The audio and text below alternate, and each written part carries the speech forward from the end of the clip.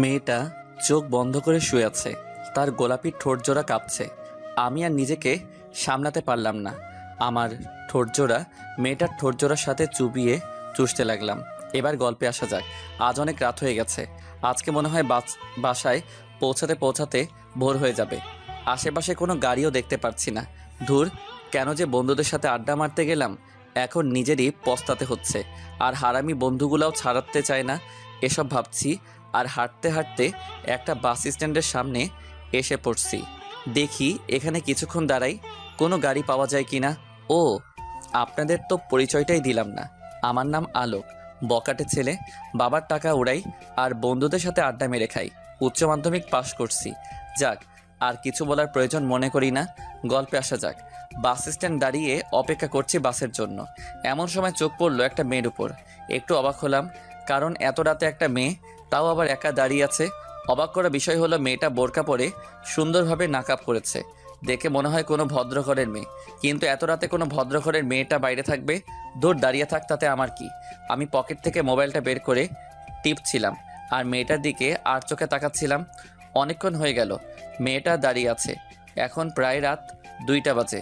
এতক্ষণ কার জন্য দাঁড়িয়ে আছে মেয়েটা, এই বিষয়টা আমাকে ভাবাচ্ছে না। আর ভেবে কাজ নেই, গিয়ে জিজ্ঞেস করি কি হয়েছে। হয়তো বা কোনো বিপদে পড়ছে। ধীর গতিতে পা বাড়িয়ে মেয়েটার কাছে গিয়ে দাঁড়ালাম। অবাক হয়ে গেলাম, কারণ মেয়েটা আমাকে দেখে একটু চমকালো না, উল্টো আমি তার চোখের দিকে তাকিয়ে এক অজানা রাজ্যে হারিয়ে গেছি। কি মায়াভরা সেই মায়াবী চোখ! আমি তো তার চোখ দেখেই প্রেমে পড়ে গেছি। হঠাৎ মেয়েটার কণ্ঠে ঘোর ভাঙল। ও হ্যালো, এভাবে তাকিয়ে আছেন কেন? না মানে, আপনি কি কোনো প্রবলেমে ফেসে গেছেন? যদি আমাকে বলেন সাহায্য করতে পারি। না, কোনো প্রবলেম নেই। তাহলে এত রাতে এখানে দাঁড়িয়ে আছেন কেন? কাস্টমার খুঁজছি। কি? আমি তো মেরে গেলাম, কিছুই বুঝলাম না কি বলছে মেয়েটা। শুনতে পান না? কাস্টমার খুঁজছি। মেয়েটার কথা শুনে আমি আমার কানকে বিশ্বাস করতে পারছি না। কিছুক্ষণের জন্য একেবারে নিস্তব্ধ হয়ে গেলাম। কি বলছে মেয়েটা? তাহলে কি মেয়েটা, না না, ছি ছি, এ কি করে হয়? এমন বোরকাওয়ালি মেয়ে কোনো দিন এসব করতে পারে না। মনে হয় ভুল শুনছি। তাই মেয়েটাকে জিজ্ঞেস করলাম, কি বলছেন এসব বুঝতেছি না। আরে বললাম না কাস্টমার খুঁজতেছি। এত রাতে কিসের কাস্টমার? তার মানে কি আমি যা ভাবছি আপনার সম্পর্কে? আপনি কিছু বলার আগেই মেয়েটা বলল, জি তাই। করবেন নাকি আপনি? মেয়েটার কথা শুনে মনের মধ্যে কেমন যেন একটা অনুভূতি কাজ করছে মেয়েটা দেখার জন্য। এত সুন্দর নাকাব করা মেয়ে কি করে এসব কাজ? না না, আর ভাবতে পারছি না, মাথাটা কেমন জানি গুলিয়ে যাচ্ছে। মেয়েটার কথা শুনে আবার বাস্তবে ফিরে এলাম। কি হলো, করবেন? যদি করেন তাহলে বলেন, না হলে বিদায় হন। আমাকে কাস্টমার খুঁজতে হবে। কোনো কথাই মুখ থেকে বের হচ্ছে না, কি বলবো বুঝতে পারছি না, চুপ করে আসি। মেয়েটা দেখি অন্যদিকে ফিরে হাঁটা শুরু করলো। আমি পিছন থেকে ডাক দিলাম, এই যে আপু, দাঁড়ান। যা বলার তাড়াতাড়ি বলেন, আমার কাছে এত সময় নাই। আপনি কি সত্যি এসব করেন? হ্যাঁ করি, আপনি করবেন কিনা বলেন, না হলে আমি যাই। এর আগে কারোর সাথে করছেন? না, আজকেই প্রথম। কেন? অবাক হয়ে যাচ্ছি, এর আগে কারোর সাথেই করে নাই, তাহলে শুধু শুধু কেন নিজের মূল্যবান জিনিসটা বিক্রি করছে? এত কৈফিয়ত আমি আপনাকে দিতে পারবো না। যদি করেন তাহলে বলেন, না হলে গেলাম। আমি কি বলবো বুঝতে পারছি না। দেখতে এত সুন্দর লাগছে মেয়েটাকে, বোরকা পরে যে তার প্রেমে পড়ে গেলাম। কিন্তু মেয়েটার চরিত্র তো মাশাআল্লাহ। আমারও মেয়েটাকে দেখে কেমন জানি লাগছে, নিজেকে সামলাতে পারছি না। তার আর কিছু না ভেবে মেয়েটাকে জিজ্ঞেস করলাম, কত নিবেন এক রাতের? 10,000। ওকে ডান, আমি রাজি। আগে পেমেন্ট করেন। আমি কিছুটা অবাক হয়ে গেলাম, একেবারে পাক্কা পতিতাদের মতো কথা বলতেছে। যাক, আর কিছু না ভেবে পকেট থেকে মানিব্যাগটা বের করে চকচকে 10টা 1,000 টাকার নোট দিলাম।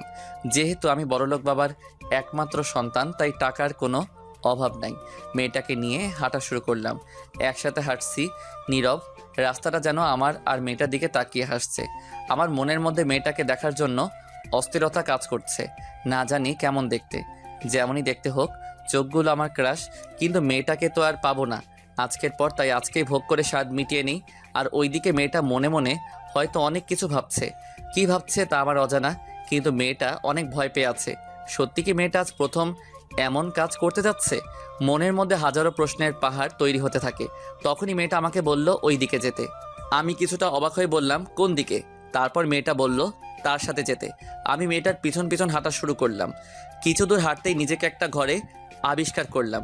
বুঝতে বাকি রইল না যে এই বাসাটাতে মেয়েটা থাকে। অন্ধকার দেখা যাচ্ছে কারণ ঘরের লাইটটা অফ ছিল। পরে মেয়েটা গিয়ে লাইট অন করলো। তাকিয়ে দেখলাম কত সুন্দর করে সাজানো পরিপাটি একটা রুম। মনে হয় মেয়েটা একাই থাকে। মেয়েটা দরজা লাগিয়ে বলল, শুরু করতে পারেন। আমারও আর তর সইছে না মেয়েটাকে দেখার জন্য, তাই বললাম, আপনার চেহারাটা দেখেন, মুখের কাপড়টা সরান একটু। গলা দিয়ে যেন কথা বের হচ্ছিল না। মেয়েটা নিজের মুখের কাপড় সরাতেই আমি যেন এক অন্য জগতে হারিয়ে গেলাম। এ কি মানুষ নাকি পরী? এত সুন্দর মানুষ হতে পারে আগে জানা ছিল না। মেয়েটার কাজল কালো চোখগুলো দেখেই আমি আগেই তার প্রেমে পড়ে গেছিলাম। আর এখন তার এত সুন্দর অপরূপ চেহারা, আর ঠোঁটের নিচে একটা তিল, হালকা মেকআপ আর ঠোঁটে হালকা গোলাপি লিপস্টিক। আমি তো লোভ সামলাতে পারছি না। আর সোনার বরণ শরীর, আর তার সোনার বরণ শরীর আর চুলের ঘ্রাণে আমি মাতাল হয়ে গেলাম। ধীরে ধীরে মেয়েটার দিকে অগ্রসর হলাম। মেয়েটা একটু একটু করে পিছুপা হচ্ছে। মেয়েটা বিছানায় পড়ে যায়। আমিও তার উপর পাগলা কুত্তার মতো ঝাঁপিয়ে পড়ি নিজের জৈবিক চাহিদা মেটানোর জন্য। মেয়েটা চোখ বন্ধ করে শুয়ে আছে, তার গোলাপি ঠোঁট জোড়া কাঁপছে। আমি আর নিজেকে সামলাতে পারলাম না। আমার ঠোঁট জোড়া মেয়েটার ঠোঁট জোড়ার সাথে চুবিয়ে চুষতে লাগলাম। নিজেকে এক অন্য জগতে হারিয়ে ফেলছি। তার সারা শরীরের ঘ্রাণ আমাকে পাগল করে ফেলছে। আমি ধীরে ধীরে তার ঠোঁটের দিকে অগ্রসর হতে থাকি। মেয়েটা চোখ বন্ধ করে ফেলে। আমি সাথে সাথে তাকে লিপ কিস করে বসি। মেয়েটা কেঁপে উঠে আমাকে জড়িয়ে ধরে ফেলে। আমিও তার প্রতি পুরো নেশায় আক্রান্ত হয়ে পড়লাম। দুইজনই সুখের রাজ্যে হারিয়ে গেছি। হঠাৎ একটা বিকট শব্দ হলো। আমার নেশা কেটে গেল। আমি মেয়েটাকে ছেড়ে দেই। তারপর চেয়ে দেখি মোবাইলে কল আসছে। মেয়েটা বলল, যদি কিছু মনে না করেন তাহলে ফোনটা ধরতে পারি? কিন্তু আমার সামনে কথা বলতে হবে। মেয়েটা আমার কথা শুনে ফোনটা রিসিভ করলো। ওপাশ থেকে সুন্দর একটা মিষ্টি কণ্ঠে ভেসে আসলো একটা ছোট বাচ্চার আওয়াজ। বাচ্চাটা বলছে, আপু আপু, তুমি কোথায় আসো? কখন আসবে? আমার তোমাকে ছাড়া ঘুম আসছে না। তুমি তাড়াতাড়ি আসো না আপু, আমার যে তোমাকে ছাড়া ঘুমাতে ভয় করে। কথাগুলো শুনে বুঝতে পারলাম বাচ্চাটা মেয়েটার ভাই হয়। মেয়েটা বলছে, তুমি এখনও জেগে আছো? নার্স আন্টি তোমাকে ঘুম পাড়িয়ে দেয়নি? দিয়েছিল কিন্তু আমার ঘুম আসছিল না, তাই জেগে গেছি। ফোন কিভাবে করলে? নার্স আন্টি করেছে, আমার কথা বলতে ইচ্ছা করেছিল, তাই। তুমি তাড়াতাড়ি এসো না আপু, আমার তোমাকে ছাড়া ঘুম আসে না। বাবু, আমি তো কাজে আছি, এখন আসতে পারবো না। একটু পরে যাই, তুমি ততক্ষণে ঘুমাও। আমি তোমার জন্য আসার সময় চকলেট কিনে আনবো। এখন লক্ষ্মী ছেলের মতো ঘুমিয়ে পড়ো। আমি নার্স আন্টিকে বলে দিচ্ছি যাতে তোমাকে গল্প শুনিয়ে ঘুম পাড়িয়ে দেয়। আপু, লাল চকলেট আনবা? ওইটা অনেক মজা। ঠিক আছে, আনবো। এখন লক্ষ্মী ছেলের মতো ঘুমিয়ে পড়ো। আচ্ছা আপু, তাড়াতাড়ি এসো। বলে ফোনটা টুট টুট শব্দ করে কেটে গেল। আমি এতক্ষণ সব কিছু চুপচাপ শুনছিলাম। মেয়েটা আমার দিকে তাকিয়ে বলল, এবার আপনি শুরু করতে পারেন। কিন্তু বাচ্চাটার কথা শুনে আমার মনের প্রশ্নের পাহাড় আরও বড় হয়ে গেল। আমি মেয়েটাকে জিজ্ঞেস করলাম, বাচ্চাটা কি হয়? ও বলল, ওর ভাই। আমার এবার জানার আগ্রহ আরও বেড়ে গেল। তাই মেয়েটাকে বললাম, আচ্ছা, যদি কিছু মনে না করেন কিছু কথা জানতে পারি? জি বলুন। আমার কেন জানি মনে হচ্ছে আপনার জীবনে বড় ধরনের ঝড় উঠেছে, যার কারণে আপনি এই পথটা বেছে নিলেন। সেটা কি আমি জানতে পারি? আপনারা তো জেনে কাম নাই, যা করতে আসছেন তাই করে বিদায় হন। এবার আমার মাথা গরম হয়ে গেল। একটু বললে কি হয়? তাই রেগে বললাম, আচ্ছা, করব না, আমি চলে যাচ্ছি, দেন আমার টাকা ফেরত দেন। কিছুটা ব্ল্যাকমেল করে, কারণ আমি বুঝতে পারছি মেয়েটা বিপদে পড়ছে। প্লিজ এমনটা করবেন না। আপনি চলে গেলে আমার ভাইয়ের চিকিৎসার টাকা জোগাড় করতে পারবো না। আর এত রাতে আমি আর কোনো কাস্টমারও পাবো না। প্লিজ এমন কইরেন না। আচ্ছা, আপনার ভাইয়ের কি হয়েছে? আর আপনারই বা কি হয়েছে যার কারণে আমি নিজের সতীত্ব নষ্ট করতেও পিছুপা হচ্ছেন না? সব কিছু খুলে বলুন আমাকে, তাহলে আমি যাব না। আপনি সত্যিই সব জানতে চান? তার জন্য তো জিজ্ঞেস করছি। আমার নাম মেহেরিমা জাহান। আমি কুমিল্লার বাসিন্দা। 1 বছর আগে মাধ্যমিক পাশ করে কলেজে উঠছি। আমার বাবা একজন দিনমজুর ছিলেন। আজ থেকে প্রায় 6 মাস আগে আমার বাবা মা দুজনেই একটা কার অ্যাক্সিডেন্টে মারা যান। সেদিন থেকে আমার জীবনে দুঃখের ঝড় নেমে আসে। যে লোকটা আমার মা বাবাকে গাড়ি চাপা দিয়েছিল, সে লোকটা অনেক ধনী ছিল। আমাকে আর আমার ভাইকে ওনার সাথে করে নিয়ে যেতে চেয়েছিলেন, কিন্তু আমার মামা আর মামি দুজন খুব লোভী। তারা ওই লোকটার কাছ থেকে টাকা নেয়, তারপর লোকটাকে চলে যেতে বলে। আর তারপর মামি চক্রান্ত করে বাবার সব জায়গা জমি নিজের নামে করিয়ে নিয়েছিলেন। ওনারা ঠিক করেছিলেন আমাকে ওনাদের ছেলের সাথে বিয়ে দিবেন, কিন্তু ওনার ছেলে অনেক খারাপ লোক ছিলেন, নেশা করত। তাই আমি বিয়েতে রাজি হইনি। কিন্তু এতে করে ওনারা আমার খাওয়া দাওয়া বন্ধ করে দিয়েছিলেন। বাধ্য হয়ে ছোট ভাইকে নিয়ে কোনো মতে পালিয়ে ঢাকা চলে আসি। ঢাকায় এসে এই ছোট্ট রুমটা ভাড়া নেই। তারপর টিউশনি করে কোনো মতে 2 ভাই বোন খেয়ে রাত কাটাতাম। এইভাবেই ভালো চলছিল আমাদের ভাই বোনের জীবন। কিন্তু তাতেও দুঃখের একটুও মায়া হলো না, আবার আমার জীবনে ঝড় তুলে দিল। একদিন ছোট ভাই খেলতে খেলতে হঠাৎ করে চিৎকার করে অজ্ঞান হয়ে পড়ে। পরে তাকে হসপিটালে নিয়ে গেলাম।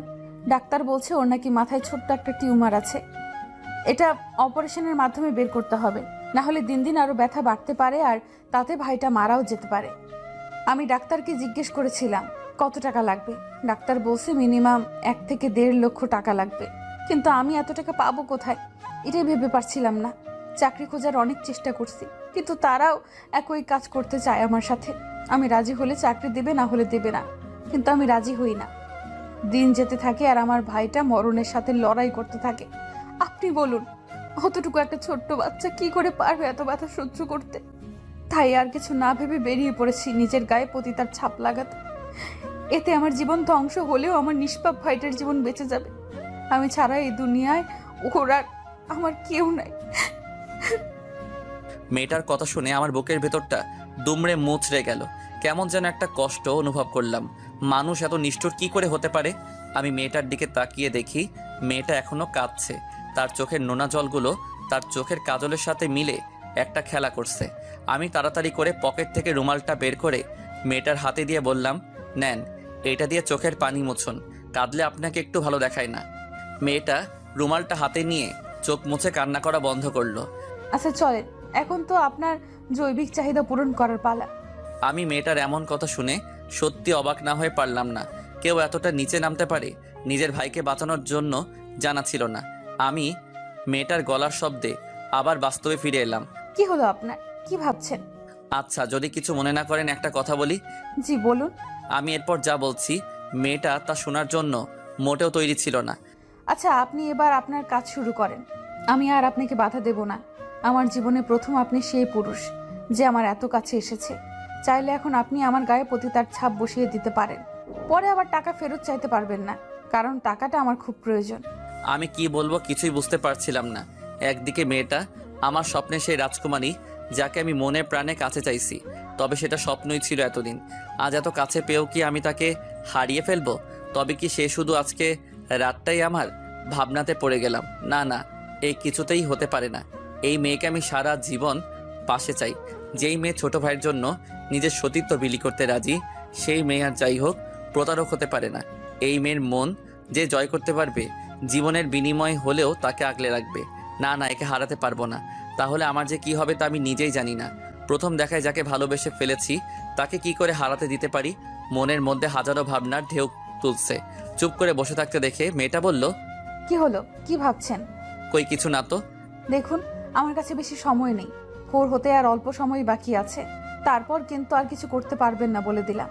আর টাকার আশা ছেড়ে দেন। আর কিছুই করতে চাইও না। মেয়েটা অবাক হয়ে বড় বড় চোখ করে তাকিয়ে বলল, আর কিছু করতে চান না মানে? মানে কিছু না, করতে চাই না, এটাই বললাম। দেখুন, করবেন কি না করবেন সেটা আপনার ব্যাপার, কিন্তু টাকাটা ফেরত পাবেন না। এবার আমার মাথায় রাগ উঠে গেল। বারবার শুধু টাকার কথা বলে। অবশ্যই এতে মেয়েটার কোনো দোষ নেই। ওর জায়গায় অন্য মেয়ে থাকলেও একই কথা বলতো। না, আর দেরি করা ঠিক হবে না। মেয়েটা আমার মনের কথা খুলে বলি, দেখি যদি রাজি হয় তাহলে আমার জীবন ধন্য। আচ্ছা, একটা কথা বলতে পারি যদি কিছু মনে না করেন? আবার কি কথা? দেখুন, যা বলার তাড়াতাড়ি বলুন, আমার এত সময় নেই। সময় নেই মানে? আর কোনো জায়গায় কাস্টমার ওয়েট করছে নাকি? না, তা না। যাক, বাদ দেন, বলেন কি বলবেন শুনি। এরপর আমি যা বললাম এতে মেয়েটা নিজের কানকে বিশ্বাস করতে পারছিল না। চলুন দেখা যাক। আসলে কথাটা হলো, কি বলেন? না মানে আসলে কথাটা হলো, কি বলা দরকার বুঝতে পারছিলাম না। কি মানে করছেন? যা বলার সোজাসুজি বলেন। আমি আপনাকে ভালোবাসি, আপনাকে বিয়ে করতে চাই। কথাটা বলেই মাথা নিচু করে ফেলি। আর এদিকে মেয়েটা যেন আকাশ থেকে পড়লো আমার এমন একটা কথা শুনে। এটার জন্য মেয়েটা মোটেও তৈরি ছিল না। কি বলছেন এসব? আপনার মাথা ঠিক আছে তো নাকি? দেখুন, আবেগের বশে কোনো কথা বলা উচিত না। আপনি যা করতে এসেছেন তাই করে বিদায় হন। আমি আবেগের বশে কথা বলছি না, যা বলছি মন থেকে বলছি। আমি আপনাকে প্রথম দেখেই ভালোবেসে ফেলছি আর আপনাকে বিয়ে করতে চাই। দেখুন, এই মুহূর্তে আপনার আবেগটা কাজ করছে, তাই এসব কথা বাদ দেন প্লিজ। আপনি আপনার কাজ করে চলে যেতে পারেন। আর হ্যাঁ, বিয়ে করে কি করবেন শুনি?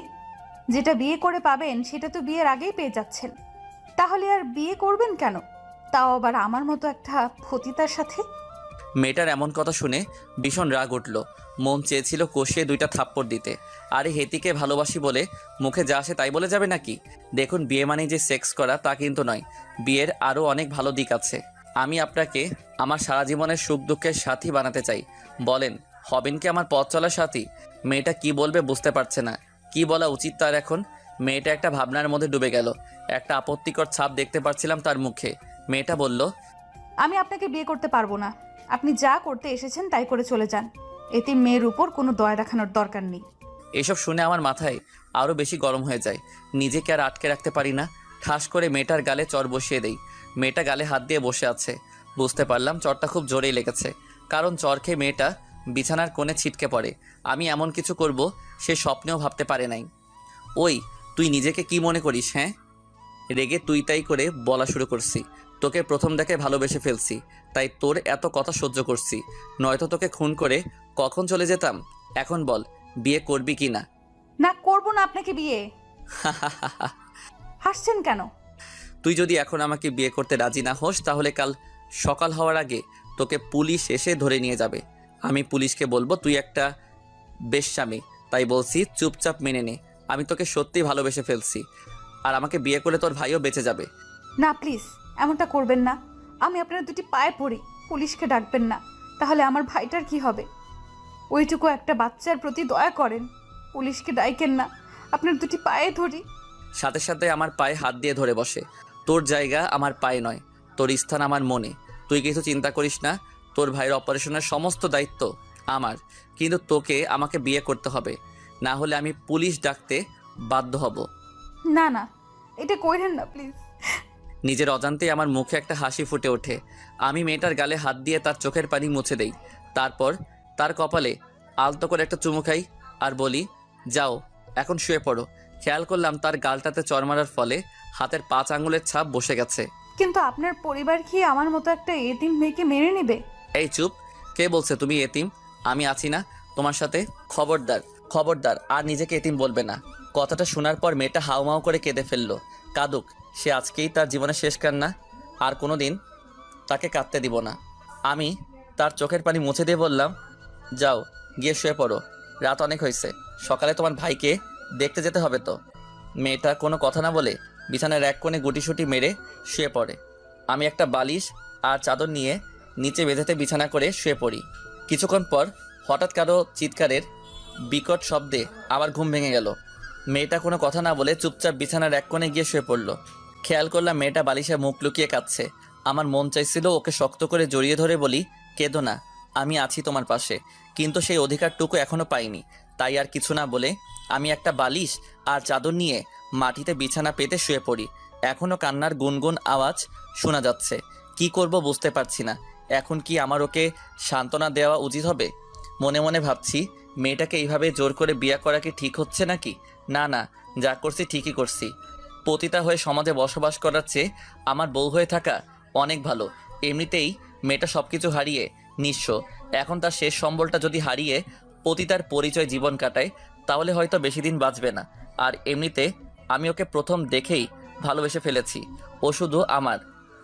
ওকে যে করি হোক আমার করে পেতে হবে। পৃথিবীর সমস্ত কিছু ত্যাগ করে হলেও আমি এই মেয়েটাকে বিয়ে করব।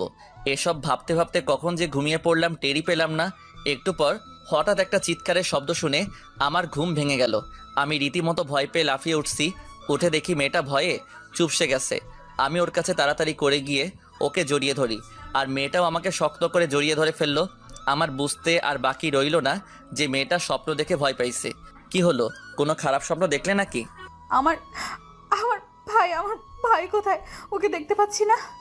বুঝতে পেরেছি, মেয়েটা ওর ভাইকে নিয়ে কোনো খারাপ স্বপ্ন দেখেছে। তোমার ভাই হসপিটালে, তুমি জানো না? মেয়েটার হুঁশ ফিরল, এতক্ষণ ভয়ে ঘোরের মধ্যে ছিল। হুঁশ ফিরতেই আমাকে এক ঝটকা দিয়ে সরিয়ে দিল। তারপর তার কান্নার মাত্রা আরও বেড়ে গেল। ইস, কত সুন্দর লাগে কাঁদলে, একদম বাচ্চাদের মতো। কিন্তু এখন রোমান্স করার সময় নাই। ওই, কাঁদছো কেন? কি হয়েছে? কিছু না। মেয়েটা তার চোখের পানি মুছে কান্না বন্ধ করে। কি হলো বলো, কি হয়েছে? আচ্ছা, কিছু কথা বলার ছিল। হ্যাঁ বলো, কি বলবে? আপনি আমাকে সত্যিই ভালোবাসেন, আর আমাকে কি সত্যিই বিয়ে করতে চান? হ্যাঁ, আমি তোমাকে সত্যি ভালোবাসি আর তোমাকে বিয়ে করতে চাই। কিন্তু আপনার পরিবারের সবাইকে আমাকে মেনে নেবে? পরিবার বলতে তেমন কেউ নেই, আছে শুধু বাবা। বাবা তার ব্যবসা নিয়ে ব্যস্ত থাকেন, আর আমি সারাদিন ঘুরি ফিরি আর খাই। আর আপনার মা? শুনেছি উনি নাকি আমার জন্মের পর মারা গেছেন। ছোটবেলা থেকেই বাবা আমার সব কিছু দেখাশোনা করছেন। এইভাবে কথা বলতে বলতে ভোরের আজান দিয়ে দিল। মেয়েটা আমাকে বলল, আচ্ছা, এখন আজান দিচ্ছে, যান নামাজটা পড়ে আসুন। আমি ভাবলাম কিছুটা দুষ্টামি করা যাক। আসলে আমার না খুব ঘুম পাচ্ছে, আমি ঘুমাই বলেই মেয়েটার কোলে মাথা রেখে শুয়ে পড়লাম। আর খেয়াল করলাম মেয়েটার মুখে একটা হাসির ঝলক। ওই কি করছেন, যান নামাজটা পড়ে আসুন আগে, তারপর ঘুমায়েন। না না, আমি যাব না, আমি ঘুমাই, তুমি পড়ো। আমি কোনো বেনামাজি পুরুষকে বিয়ে করতে পারবো না, কারণ যে তার সৃষ্টিকর্তাকে ভালোবাসতে পারে না সে আমাকে কি ভালোবাসবে? বুঝেছি। আপনি আমার সাথে মজা করছেন এতক্ষণ। নেন আপনার টাকা নেন, যান যান এখান থেকে। আপনাকে বিয়ে তো দূর, আপনার চেহারাও দেখতে চাই না। আমি সাথে সাথে উঠে পড়লাম, ওর দিকে করুণ চোখে তাকিয়ে থাকলাম। এখন আমাকে এইভাবে ব্ল্যাকমেল করছো, বিয়ের পর কি করবে শুনি? সেটা পরে ভেবে নিব, এখন যান। আচ্ছা যাচ্ছি। বিছানা থেকে উঠে ফ্রেশ হয়ে নামাজ পড়তে চলে গেলাম মসজিদে। নামাজ পড়ে আসে দেখি নাস্তা রেডি। মেয়েটা আমাকেই দেখেই বলল, চলে আসছেন, বসুন, নাস্তাটা করে নেন। নাস্তা বানালে কখন? এই তো একটু আগে। আপনি বসুন, আমি বেড়ে দিচ্ছি। আমি মনে মনে খুশিতে নাচতেছি। বের আগে হবু বউয়ের হাতে রান্না খাবো, উফ কি খুশিটাই না লাগছে। আমি গিয়ে টেবিলে বসে পড়লাম। তারপর আমাকে খাবার বেড়ে দিয়ে দাঁড়িয়ে আছে। কি হলো, তুমি খাবে না? খাবো পরে, আপনি আগে খেয়ে নেন। না, তুমি বসো, দুজনে একসাথে খাবো। ওকে খাবার টেবিলে বসানোর জন্য ওর হাত ধরতে চিৎকার করে উঠল। দেখলাম ওর চোখ বেয়ে নোনা পানি ধরছে। কি হলো কিছুই বুঝলাম না। খাবার টেবিল থেকে উঠে পড়লাম, চোখ পড়লো ওর হাতের উপর। দেখলাম অনেকখানি পুড়েছে। এটা কিভাবে হলো তোমার? একটু ছ্যাঁকা লাগছে, সমস্যা নাই, ঠিক হয়ে যাবে। যান আপনি খেয়ে নেন। সমস্যা নাই মানে? কতখানি পুড়ছে? আর তুমি বলছো একটুখানি? ওষুধ লাগাওনি? লাগিয়েছি। আচ্ছা এখানে বসো। আমি ওকে জোর করে টেবিলে বসালাম। তারপর ভাতের প্লেটটা হাতে নিয়ে ওকে খাইয়ে দিতে শুরু করলাম। খেতে চাইছিল না, তাও জোর করে খাওয়াইছি। খাওয়া দাওয়া শেষ করে দুইজনে রেডি হয়ে বেরিয়ে পড়লাম। গন্তব্য হসপিটাল, যেখানে ওর ভাই চিকিৎসাধীন রয়েছে। যাওয়ার সময় মেয়েটা ওর ভাইয়ের জন্য একটা চকলেট কিনলো। টাকাটা আমি দিতে চাইছিলাম কিন্তু ও দিতে দেয় নাই। পরে দুইজনে হাসপাতালে পৌঁছে গেলাম। হাসপাতালে পৌঁছানোর পরে বাচ্চাটা তার আপুকে দৌড়ে এসে জড়িয়ে ধরে কোলে উঠে পড়ল। কি ভালোবাসা দুই ভাই বোনের মধ্যে।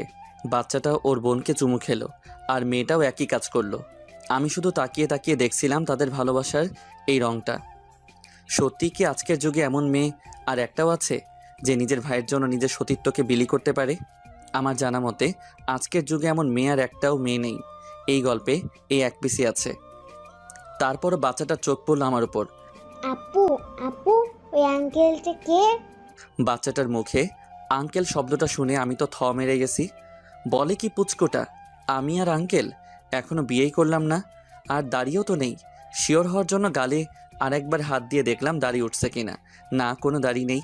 তাহলে এই পুচকোটা আঙ্কেল বলল কেন? আর মেয়েটাও পারে বটে, আমাকে আঙ্কেল বলছে।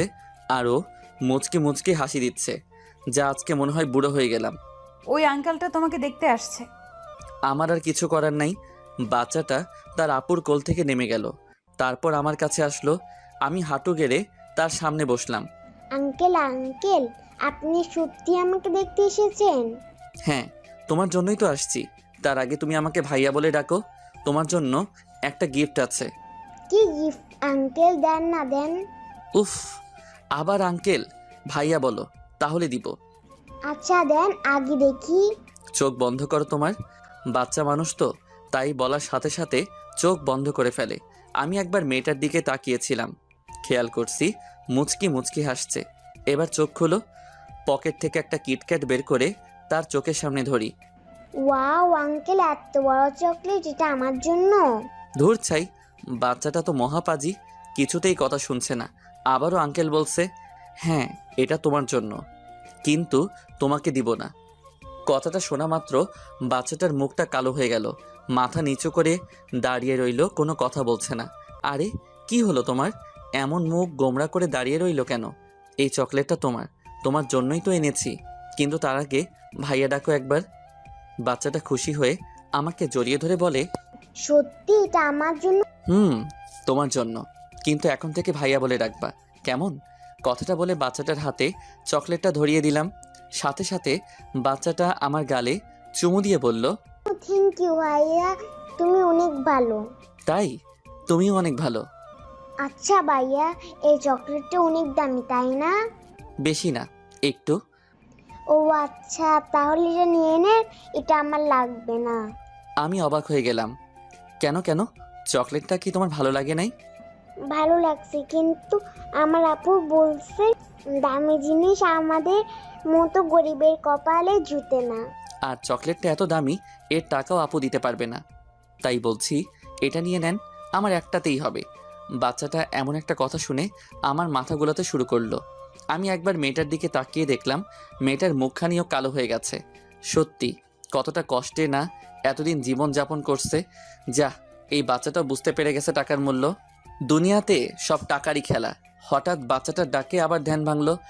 ভাইয়া এই নাও, আমার এটা লাগবে না, আমি এই একটাই খাবো।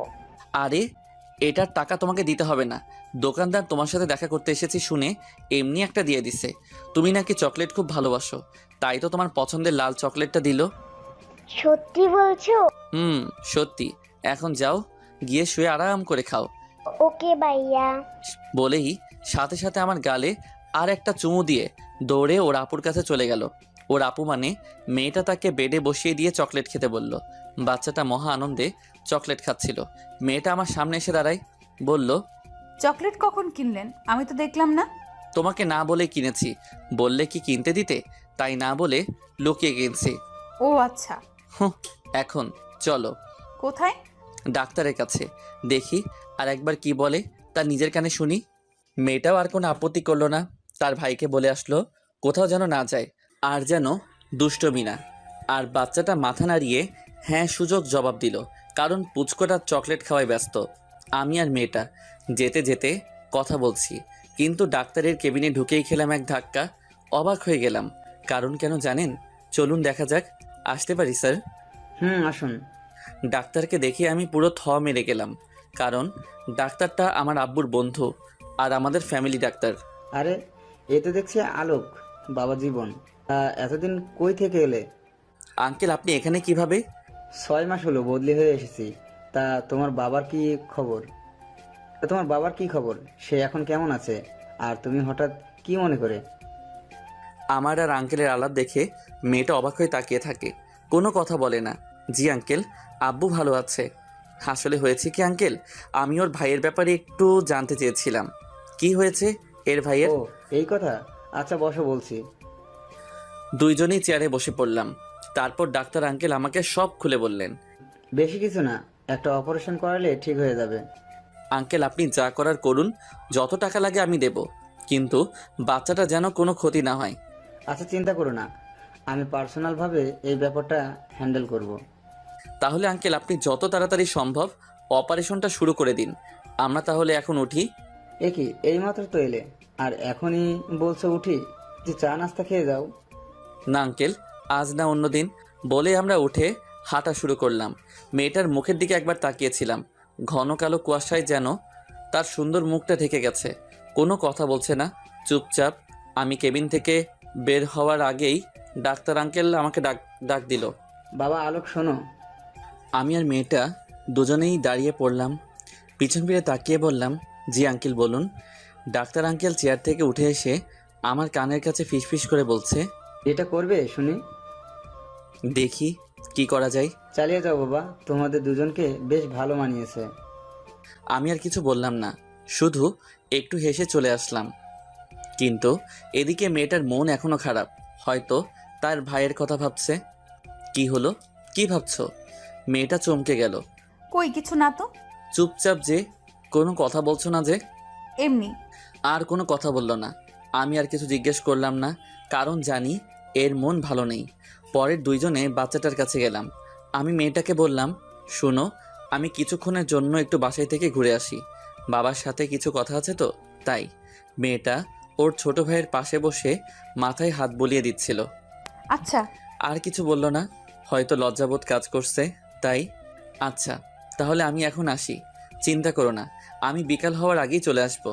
ওকে। আমিও আর কিছু না বলে বেরিয়ে পড়লাম বাড়ির উদ্দেশ্যে।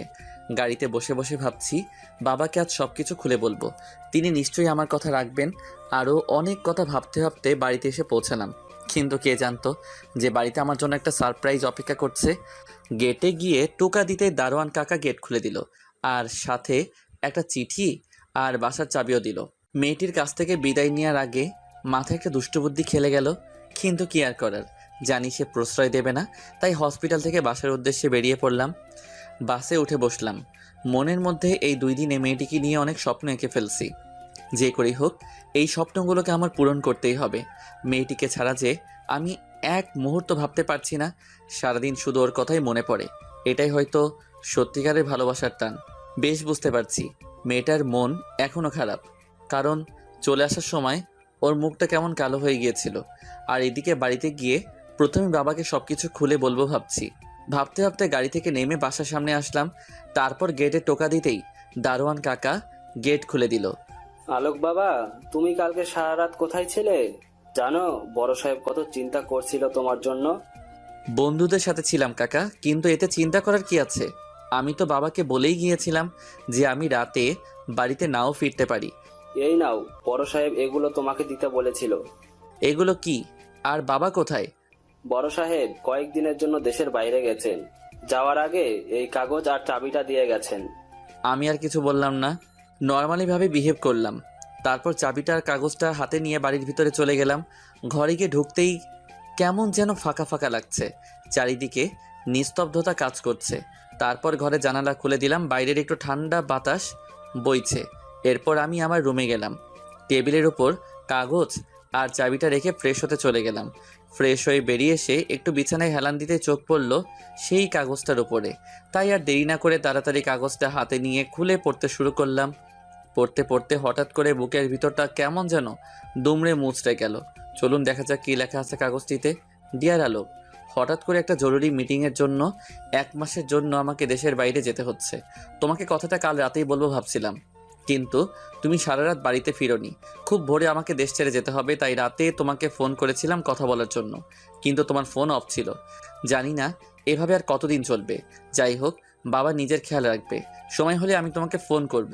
বেশি রাত করে বাইরে থাকবে না, আর নিজের প্রতি একটু যত্ন নিবে, কেমন? আর হ্যাঁ, তোমার হাত খরচের জন্য আলমারিতে কিছু টাকা রাখা আছে, সেখান থেকে যা খুশি খরচ করো, কিন্তু নিজের দিকে একটু খেয়াল রেখো, কেমন? আসি, ভালো থাকবে, বাই। এই লেখা ছিল। সত্যি আমি বাবার অবাধ্য সন্তান। কোনো দিনও তার একটা কথা শুনিনি। অনেকবার বলেছিল তার সাথে ব্যবসার কাজে হাত লাগাতে, কিন্তু আমি তা শুনিনি, কারণ আমার কাজ করতে ভালো লাগতো না। সত্যি খুব খারাপ লাগছে। মা মারা যাওয়ার পর থেকে বাবা বিয়ে করেনি এই ভয় যদি সৎমায়ের মতন আমাকে কষ্ট দেয়। ছোটবেলা থেকে অনেক আদরে মানুষ করছে, তাই আজ আমি এই রকম। মনে মনে নিজেকে গালি দিতে লাগলাম। চিঠিটা টেবিলে রেখে দিলাম। তারপর বিছানায় গিয়ে হেলান দিয়ে শুয়ে পড়লাম। কখন যে চোখের পাতা দুটো এক হয়ে গেল বুঝতেই পারলাম না। অনেকক্ষণ পর মনে হলো খুব গরম পড়ছে, শরীর ভেজা ভেজা মনে হচ্ছে। না, আর সহ্য করা যাচ্ছে না। ঘুমকে পরাজিত করলাম। চোখ খুলে বুঝতে পারলাম কারেন্ট চলে গেছে। ঘড়ির দিকে তাকিয়ে দেখি দুপুর 3টা বেজে গেছে। সাথে সাথে আমার মাথায় হাত, এত বেলা হয়ে গেছে। আর ওদিকে না জানি মেয়েটির কি অবস্থা, দুপুরে কিছু খেয়েছে কিনা তাও জানি না। আর কিছু না ভেবে তাড়াতাড়ি ফ্রেশ হয়ে গাড়ি নিয়ে বেরিয়ে পড়লাম হসপিটালের উদ্দেশ্যে। পৌঁছাতে পৌঁছাতে 3টা 30 বেজে গেল। হসপিটালের ভিতরে গিয়ে দেখি মেয়েটি এখনও তার ভাইয়ের পাশে বসে মাথায় হাত বুলিয়ে দিচ্ছে। আমি সামনে গিয়ে একটু গলা ছেড়ে কাশি দিলাম। মেয়েটা আমার দিকে ঘুরে তাকায়, কিন্তু কোনো রিয়াকশন নেই। ও ঘুমিয়ে পড়ছে। হুম দুপুরে খাবার খাইছে? খাবার খাইয়ে ওষুধ খাইয়ে ঘুম পাড়িয়ে দিলাম। আর তুমি কিছু খাইছো? মেয়েটা কিছুটা ভ্রু কুঁচকে গেল। না মানে হ্যাঁ, খেয়েছি। আর আপনি? না, এখনো খাইনি। চলো এখন খাবো। তো যান, খেয়ে আসেন, আমি এখানেই আছি। তুমি কিছু খাবে না আমি জানি, তুমিও না খেয়ে আছো। না, আমি খেয়েছি, আপনি যান, খেয়ে আসেন।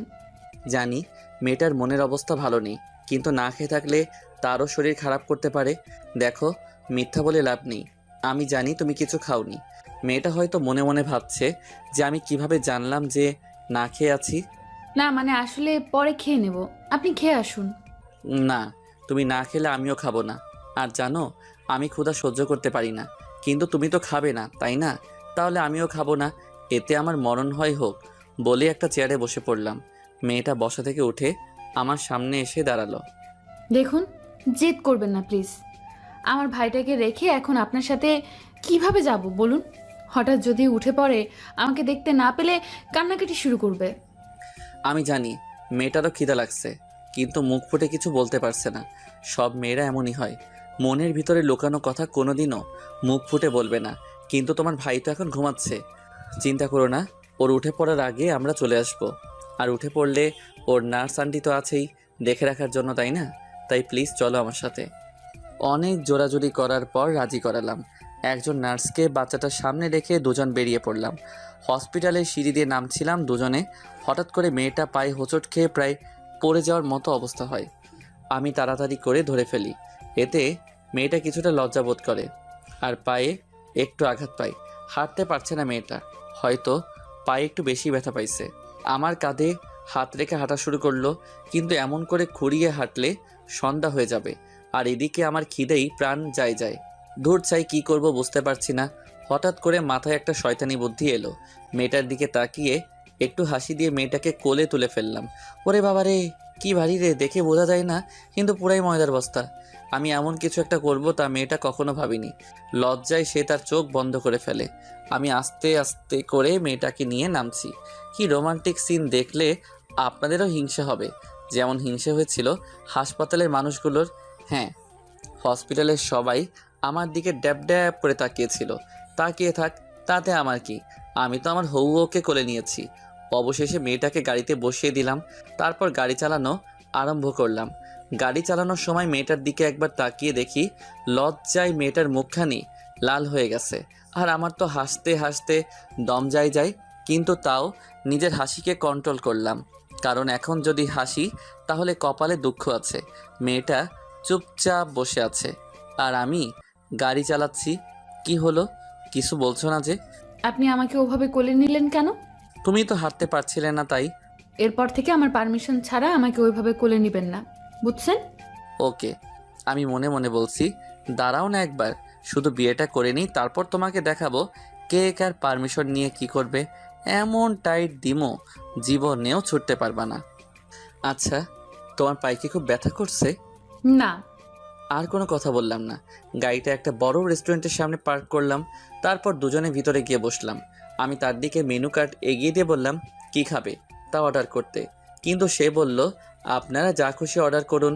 তাই আমি নিজেই অর্ডার করলাম। খাবারের নামগুলো অজানা থাক, বললে আবার আপনাদের লোভ লাগবে। ওয়েটার খাবার পরিবেশন করে দিয়ে গেল, কিন্তু মেয়েটা কিছু খাচ্ছে না, শুধু আর চোখে খাবারের দিকে তাকাচ্ছে। কি হলো, খাচ্ছ না যে? নাওয়া খাওয়া শুরু করো। না মানে এত ভালোভাবে খাবার, না মানে এত ভালো ভালো খাবার আগে কখনো খাইনি তো, তাই জানি না কিরকম খেতে। আর আমার ভাই ওসব কোনোদিন দেখেনি, ওকে ছাড়া আমি এত ভালো ভালো খাবার কিভাবে খাবো বলুন? ও আচ্ছা, এই কথা চিন্তা করো না, তোমার ভাইয়ের জন্য নিয়ে যাব। আর এই খাবারগুলো খুবই ভালো আর সুস্বাদু। বিশ্বাস না হলে খেয়ে দেখো একটু। তারপর মেয়েটা খাওয়া শুরু করলো, কিন্তু কেন জানি মনে হচ্ছে ওর খেতে খুব কষ্ট হচ্ছে। মুহূর্তেই মনে পড়লো ওর তো হাত চাকা খাইছে, হয়তো এই জন্য খেতে কষ্ট হচ্ছে। আমার মনে কুবুদ্ধি ধরা দিল, মেয়েটাকে নিজের হাতে খাইয়ে দিবার। ভাবতে দেরি কিন্তু করতে দেরি করিনি, সঙ্গে সঙ্গে উঠে মেয়েটার পাশে গিয়ে বসলাম। মেয়েটা কিছুটা চমকে গেল। কি হলো, তোমার খেতে অসুবিধা হচ্ছে? তাও আমাকে বলতে পারছো না? না মানে আসলে হাতে একটু জ্বালা করছে। আচ্ছা, তোমার খেতে হবে না, আমি খাইয়ে দিচ্ছি। না ঠিক আছে, আমি খেতে পারবো। হ্যাঁ হ্যাঁ হয়েছে, জানি কেমন খেতে পারবে। চুপচাপ বসো এখানে, কোনো কথা বলবে না। মেয়েটা আর কোনো কথা বলল না। আমি খাবার প্লেট হাতে নিয়ে খাইয়ে দিতে শুরু করলাম। কিছুক্ষণ পর খেয়াল করলাম মেয়েটা কাঁদছে। কি হলো, কাঁদছে কেন? কিছুই বুঝলাম না। ঝাল লাগলো নি? এই কি হলো তোমার, কাঁদছো কেন? কই কিছু না তো। তাহলে কাঁদছো কেন? কই কোথায় কাচ্ছি? ওই এমনি চোখে কি জানি পড়লো। আমি কি বোকা নাকি নিজেকে চালাক ভাবো তুমি? সত্যি করে বলো কি হয়েছে? আসলে এইভাবে তুলে আমার মা বাবা খাইয়ে দিতেন তো, তাই আজকে আপনি খাইয়ে দিতেই ওনাদের কথা মনে পড়ে গেল। দূর পাগলি, খাওয়ার সময় এইভাবে কেউ কাঁদে নাকি? একদম কাঁদবে না।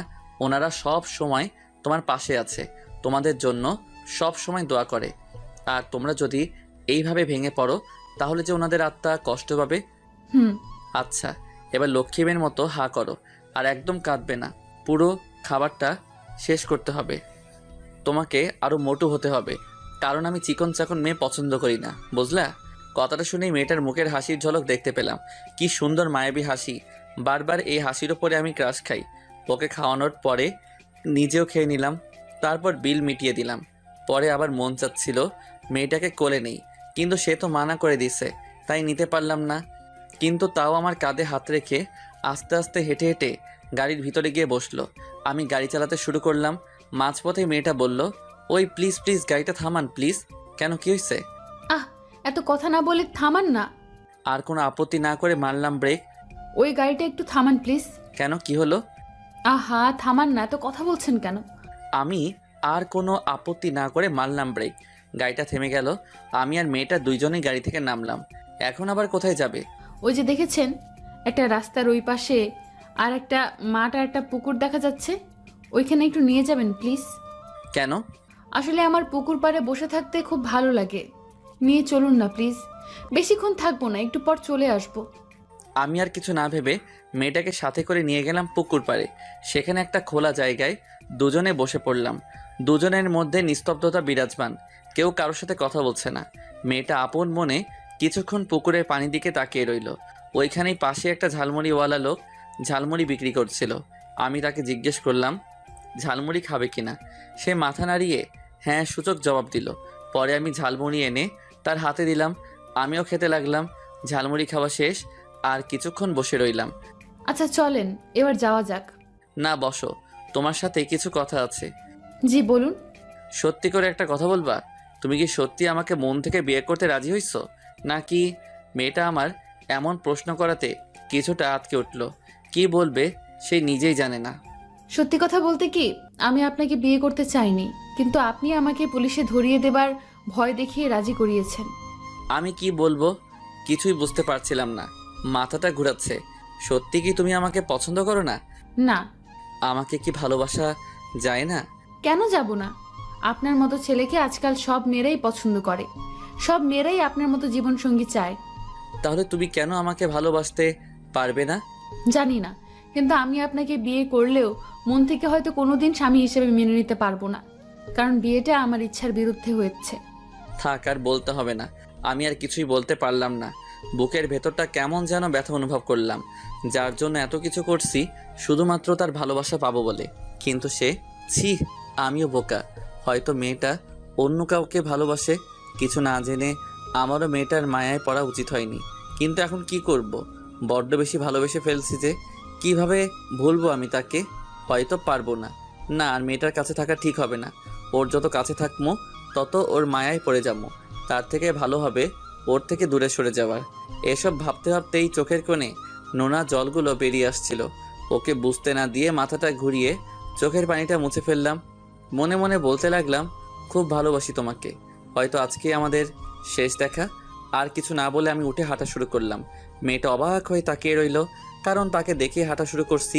এক পা দুপা করে সামনে এগোচ্ছি, আর ওর জীবন থেকে ধীরে ধীরে সরে যাচ্ছি। মেয়েটাও আমার পিছন পিছন হাঁটা শুরু করলো। আমি গাড়িতে বসে পড়লাম। মেয়েটাও ধীরে ধীরে এসে গাড়িতে চলে বসলো। আমি কোনো কথা বলছি না। কি বলবো? আর নিজের কথা বলার বাকশক্তি হারিয়ে ফেলছি। মনের মধ্যে এখন শুধু বেদনার ঝড়। মন খুলে কাঁদতে ইচ্ছে করছিল, কিন্তু পারলাম না। গাড়ি চালাতে শুরু করলাম। কি হলো, কথা বলছেন না যে? এই যে শুনছেন। বলুন। এতক্ষণ ভাবনায় বিভোর ছিলাম, তাই প্রথম ডাকটা শুনতে পাইনি। মেয়েটা কিছুটা অবাক হয়ে যায়, কারণ আমি তাকে আবার আপনি করে বলা শুরু করছি। এটা মেয়েটা খুব ভালো করে খেয়াল করছে। এখন আবার আপনি করে বলছেন কেন? যার যে অধিকার, সে অধিকারের মধ্যে সীমাবদ্ধ থাকা উচিত। বুকে একরাশ কষ্ট নিয়ে বললাম, মানে? কিছু না। আর কিছু বলল না। জানি না ওর মনে কি চলছে, তবে আমার মনে যে বেদনার আগুন দাউ দাউ করে জ্বলছে। কিভাবে ভুলবো তাকে? কি করে ভুলে থাকবো এই মায়ায় ভরা মুখখানি? না, ভুলতে আমাকে হবেই, কারণ ও আমাকে চায় না। আমি শুধুমাত্র ওর প্রয়োজন। আর তাছাড়া জোর করে ভালোবাসা আদায় করা যায় না। এসব ভাবতে ভাবতে হঠাৎ গাড়ি থামালাম। কি হলো, গাড়ি থামালেন যে? হসপিটাল চলে আসছি। মেয়েটার সেদিকে কোনো খেয়াল নেই। ও, আপনি যান, আমি ডাক্তার আঙ্কেলের সাথে একটু দেখা করে আসি। ওকে। অতঃপর মেয়েটা গাড়ি থেকে নেমে গেল, আমিও নামলাম। মেয়েটা ভিতরে চলে যাচ্ছে। আমি তার চলে যাওয়ার দিকে এক নজরে তাকিয়ে রইলাম। হয়তো এখনই শেষ দেখা। মনে হচ্ছিল কেউ আমার গলা চেপে ধরছে। নিঃশ্বাস নিতে কষ্ট হচ্ছিল। চোখের কোণে আবারও পানি জমে গেল। এবার আর বাধা মানল না, গড়িয়ে পড়ল আমার গাল বেয়ে। কোনো দিনও কারোর জন্য কষ্ট হয়নি, আজ বুঝতে পারলাম আপনজন ছেড়ে গেলে কতটা কষ্ট হয়। এই কষ্ট সইবার ক্ষমতা সবার নেই, আমারও নেই। জানি না কতদিন এই পিছুটান থাকবে, কিন্তু আমাকে যে ওর জীবন থেকে সরে যেতেই হবে, কারণ ওর মনের রাজ্যে হয়তো অন্য কেউ রাজ করছে। হাত দিয়ে চোখের পানি মুছে নিলাম, তারপর চলে গেলাম ডাক্তার আঙ্কেলের কেবিনে ওনার সাথে দেখা করতে। আঙ্কেল আসতে পারি? আরে আলোক বাবা যে, এসো এসো, বসো। তোমার কথাই ভাবছিলাম। কেন আঙ্কেল? দেখো, আমরা ঠিক করেছি যে আজকে এই বাচ্চাটাকে অপারেশন করব, তাই তোমাকে এই কথাটা বলবো ভাবছিলাম। এ তো খুশির কথা, আপনি যত তাড়াতাড়ি পারেন অপারেশনটা করে ফেলুন। হুম। আচ্ছা আঙ্কেল, তাহলে এখন আমি উঠি। আপনি বাচ্চাটার অপারেশনের পর আমাকে জানাবেন, আমি একটু দরকারি কাজে বাইরে যাচ্ছি। আচ্ছা, জানাবো না। আমি চলে আসলাম সেখান থেকে। ভাবছি চলে তো যাবো, তাহলে মেয়েটাকে শেষ একটি নজর দেখে যাই। জানি এতে আমার মনের কষ্টটা কমবে না, আরও দ্বিগুণভাবে বেড়ে যাবে। কিন্তু তাও মেয়েটাকে না দেখে থাকতে পারছি না। না আর পারছি না এখানে থাকতে, শুধু কাঁদতে ইচ্ছে করছে। নিজের ভিতরে শূন্যতা কাজ করছে, কি জানি হারিয়ে ফেলছি। চোখের পানি বাধা মানছে না, কি করব কিছুই বুঝতে পারছি না। আমি রুমের দিকে এগোতে লাগলাম যেখানে মেয়েটা রয়েছে। মনের মধ্যে কেমন একটা উত্তেজনা কাজ করছে। অবশেষে দরজার সামনে এসে দাঁড়ালাম। দেখি মেয়েটার তার ভাইয়ের পাশে বসে আছে, আর ওর ভাইয়ের মাথায় হাত বুলিয়ে দিচ্ছে, আর পুচকুটা এখনো ঘুমাচ্ছে। ওকে দেখায় মনে হচ্ছে কতই না সুখে আছে। আমি একবার মেয়েটির দিকে এক নজরে তাকিয়ে রইলাম। প্রায় অনেকক্ষণ তাকিয়েছিলাম। দরজার সামনে দাঁড়িয়ে কি করব, ভেতরে গেলে যে আমি নিজের চোখের জলকে আটকাতে পারবো না, কারণ মনের মধ্যে এত কষ্ট জমেছে। সারা জীবন কাঁদলেও এর বিন্দুমাত্র কষ্ট কম হবে না। অবশেষে সেই সময় এলো। এখন বাচ্চাটার অপারেশন চলছে, আর মেয়েটা অপারেশন থিয়েটারের সামনে পায়চারি করছে আর কাঁদছে। বেশ বুঝতে পারছি খুব ভয় করছে ওর। সত্যি বলতে এখন আমার খুব ইচ্ছা করছে ওকে জড়িয়ে ধরে বলি, চিন্তা করো না, সব ঠিক হয়ে যাবে। কিন্তু সেইটা করার অধিকার নেই, ছিল না, আর কোনোদিনও থাকবে না। কিছুক্ষণ পর ডাক্তার আঙ্কেল রুম থেকে বেরিয়ে আসলেন। মেয়েটা ডাক্তার আঙ্কেলের সাথে কথা বলে দৌড়ে রুমের মধ্যে চলে গেল। মনে হয় বেঁচে গেছে, কারণ মেয়েটার মুখে হাসির ছাপ দেখতে পারছিলাম। কিন্তু দূর থেকে দাঁড়িয়ে কি বললেন ডাক্তার আঙ্কেল তা শুনতে পাইনি। বাচ্চাটার কি অবস্থা তা জানার জন্য ডাক্তার আঙ্কেলের কাছে ফোন দিলাম। যেহেতু আমাদের পারিবারিক ডাক্তার, তাই আগে থেকে নাম্বার আমার ফোনে সেভ করা ছিল। রিং হচ্ছে। ফোন রিসিভ করতেই আমি ডাক্তার আঙ্কেলকে সালাম দিলাম। তারপর উনি সালামের জবাব দিলেন। আঙ্কেল, কি অবস্থা? বাচ্চাটার এখন কেমন আছে? ডাক্তার আঙ্কেল বা মেয়েটার কেউই এখনো জানে না আমি হসপিটালে আছি। এখন বাচ্চাটা পুরোপুরি সুস্থ, তুমি চাইলে কালকে ওকে নিয়ে যেতে পারো। আমি খুব খুশি হয়ে ডাক্তার আঙ্কেলকে ধন্যবাদ জানালাম। অতঃপর আর একবার মেয়েটাকে দেখার জন্য রুমের দরজার সামনে গিয়ে দাঁড়ালাম। দেখি মেয়েটা বসে আছে, তার চোখে পানি। হয়তো অনেক ভয় পেয়েছিল তাই কেঁদেছিল। আমি একটিবার মন ভরে দেখে বেরিয়ে আসলাম হসপিটাল থেকে। গাড়িতে বসে পড়লাম, আপন গতিতে গাড়ি চালাতে লাগলাম। মনের ভিতরে সব কষ্টগুলো চোখের অশ্রু হয়ে ঝরছে। চলে আসলাম বাড়িতে এসে বিছানায় মুখ লুকিয়ে চিৎকার করে কাঁদতে লাগলাম। ঘরের চার দেয়ালে আমার চিৎকার আর আর্তনাদের শব্দ ভেসে বেড়াচ্ছে। কাঁদতে কাঁদতে বিছানা থেকে উঠলাম, টেবিলে বসলাম, খাতা আর কলম নিয়ে একটা চিঠি লিখলাম। আর আলমারি থেকে কিছু টাকা বের করে নিলাম। চিঠিটা আর টাকাগুলো একসাথে একটা প্যাকেটে মুড়িয়ে নিলাম। তারপর আবার হসপিটালে যাওয়ার জন্য বেরিয়ে পড়লাম। হসপিটালে গিয়ে মেয়েটার রুমের সামনে দাঁড়িয়ে আছি, কিন্তু কি করব কিছুই বুঝতে পারছি না। আমি তো আর ওর সামনে যাব না, না কোনোদিন ওর সামনে আসবো না। ভালো থাকুক সে তার মনের মানুষকে নিয়ে, কিন্তু এই প্যাকেটটা কিভাবে ওর হাতে দেওয়া যায়? একটু পর দেখলাম একটা মেয়ে এদিকে আসছে, হয়তো নার্স হবে। আমি ওই মেয়েটার হাতে প্যাকেটটা দিয়ে বললাম ভিতরে বসে থাকা মেয়েটিকে দিতে। মেয়েটি তাই করলো। আমিও এসে একটা একটা করে সিগারেট খাওয়া শুরু করলাম। সিগারেটের ধোঁয়া আমার ভিতরে পুড়ে ছারখার হয়ে খাচ্ছে। এর আগেও তো সিগারেট খেয়েছি, কিন্তু কখনো এতটা জ্বালা করেনি যতটা আজকে করছে। সবগুলো সিগারেট শেষ করলাম। পরে মদের বোতলের মুখটাটা খুলে ঢকঢক করে পুরোটা মদ খেয়ে ফেললাম। তাতেও কেন জানি কোনো কাজ হচ্ছে না। মনের মধ্যে উথাল পাতাল করছে, চোখ গড়িয়ে নোনা জল পড়ছে। আমি চিৎকার করে বলছি, হে আল্লাহ, কেন এতটা কষ্ট দিচ্ছ আমায়? কি ক্ষতি করেছি আমি তোমার কি একটু দয়া হয় না তোমার বান্দারের আর্তনাদ শুনে? এনে দাও ওকে আমার জীবনে ওকে ছাড়া যে আমি বাঁচবো না। ফিরিয়ে দাও। অবশেষে মাথা ঘুরিয়ে মেঝেতে পড়ে রইলাম। তারপর আর কিছু মনে নেই। আর ওইদিকে মেয়েটার হাতে চিঠিটা দেওয়ার পর ভাবছে কে দিয়েছে চিঠিটা, কারণ আমি নার্সকে মানা করে দিয়েছি আমার কথা না বলতে। মেয়েটা চিঠিটা খুলে পড়তে শুরু করলো। ডিয়ার অজানা ভালোবাসা, জানি না কি মায়ায় পড়েছি আমি। তোমাকে না দেখে এক মুহূর্ত থাকতে পারছি না। প্রথম যেদিন রাতে তোমার সাথে আমার দেখা, তখন তোমাকে দেখার একটা কৌতূহল ছিল, আর দেখার পর সেই কৌতূহলটা ভালোবাসার রূপ নিল, যাকে বলে লাভ অ্যাট ফার্স্ট সাইট। সেই জন্য তোমাকে নিজের করে পেতে চেয়েছিলাম, কারণ এর আগে কোনোদিনও কোনো মেয়েকে এতটা কাছ থেকে দেখিনি যতটা তোমাকে দেখছি। সত্যি বলছি, তোমার ওই কাজল কালো মায়াবী চোখ আর ঠোঁটের মাতাল করা হাসি আমি না দেখে থাকতে পারবো না। এই 2 দিনে তোমাকে নিজের থেকেও বেশি ভালোবেসে ফেলছি। কিন্তু কথায় আছে না, অতি সুখ কপালে সয় না। আমারও ঠিক তাই হয়েছে। কোনোদিন কোনো কিছুর অভাব হয়নি। না চাইতে সবকিছু পেয়ে গেছি। শুধু পাইনি কারো ভালোবাসা। তোমাকে ভালোবেসেছিলাম। ভেবেছিলাম তোমার ভাইয়ের অপারেশনের পর বিয়ে করে সুখে সংসার করব, কিন্তু তা আর হয়ে উঠলো না। তুমি তো আমাকে কোনোদিন তোমার স্বামী হিসেবে মেনে নিবে না, তাই চলে যাচ্ছি সে অচেনা অজানা পথে যেখানে দেখা পেয়েছিলাম তোমার। ভালো থেকো, নিজের খেয়াল রেখো, আর ওই পুচকুটারও খেয়াল রাখবা, কেমন? আর হ্যাঁ, কিছু টাকা দিয়ে দিলাম, দয়া করে ফেলে দিও না, তাহলে খুব কষ্ট পাবো। ওই টাকা দিয়ে তোমার ভাইয়ের জন্য ভালো ভালো কাপড় আর খাবার দাবার কিনে দিও। যদি তোমার তাতেও বিবেকে বাঁধে তাহলে কোনো একদিন দেখা হলে ফেরত দিয়ে দিও। খোদা হাফেজ। চিঠিটা পড়ার সাথে সাথে মেয়েটার চোখে নোনা পানি বেরিয়ে পড়ল। মেয়েটি চিঠিটা বুকে জড়িয়ে ধরে বলে, কেন চলে গেল? একটিবারও বুঝলে না আমিও তোমাকে ভালোবাসি? তোমাকে আমি সেদিন থেকে ভালোবেসে ফেলছি যেদিন তুমি আমাকে প্রথম বিয়ের কথা বলেছিলে। আমার কি এইটুকু অভিমান করে কথা বলার অধিকার নেই? সত্যি আমি ওই কথাটা মন থেকে বলিনি।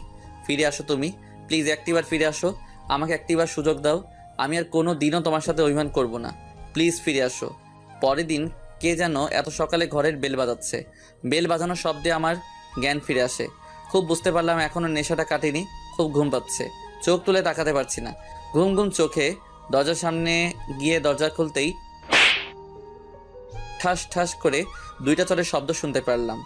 বুঝতে বাকি রইল না যে চরগুলো আমার গালেই পড়েছে। এলে তো সবকিছু টাকা দিয়ে কেড়ে নিতে পারতাম, কিন্তু আমি তো তা করিনি। বিয়ে করে নিজের বউ হিসেবে স্বীকৃতি দিতে চেয়েছিলাম, কিন্তু সে তো আমাকে স্বামীর অধিকার দিবে না। তাহলে বিয়ে করে বা শারীরিক সম্পর্ক করে কি লাভ? অল্প কিছুক্ষণের সুখের জন্য মেয়েটার সবচেয়ে মূল্যবান জিনিসটি ধ্বংস করে লাভ কি? তার থেকে ভালো ওকে ওর মতো থাকতে দেই।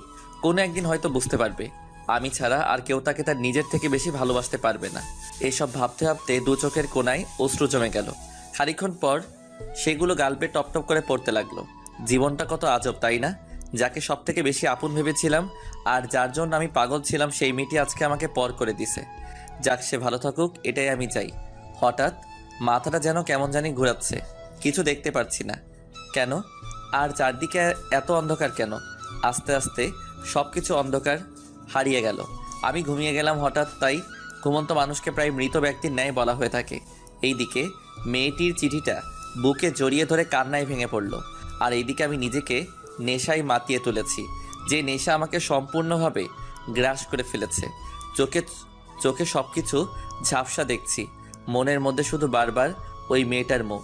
চোখ বন্ধ করলেই তাকে দেখি। এত ভালোবাসার পরও আমি তাকে পাবো না, কারণ সে আমাকে চায় না। পরের দিন, উফ, এটা কিসের আওয়াজ? কানের 12টা বেজে গেল।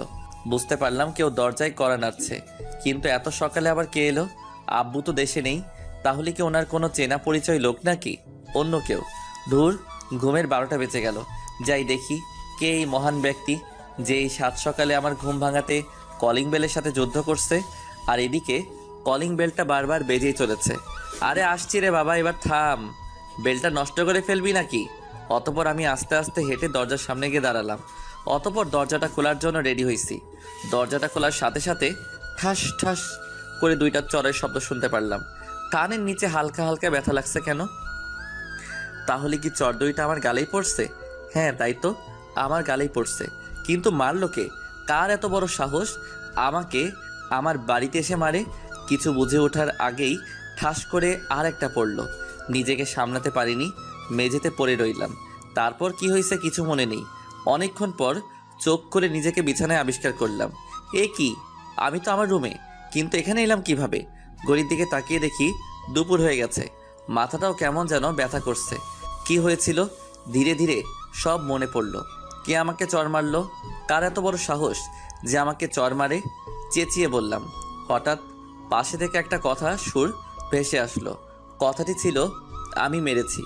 কথাটি শুনে পাশে তাকাতেই আমার চোখ কপালে উঠে গেল। নিজের চোখকে বিশ্বাস করতে পারছি না।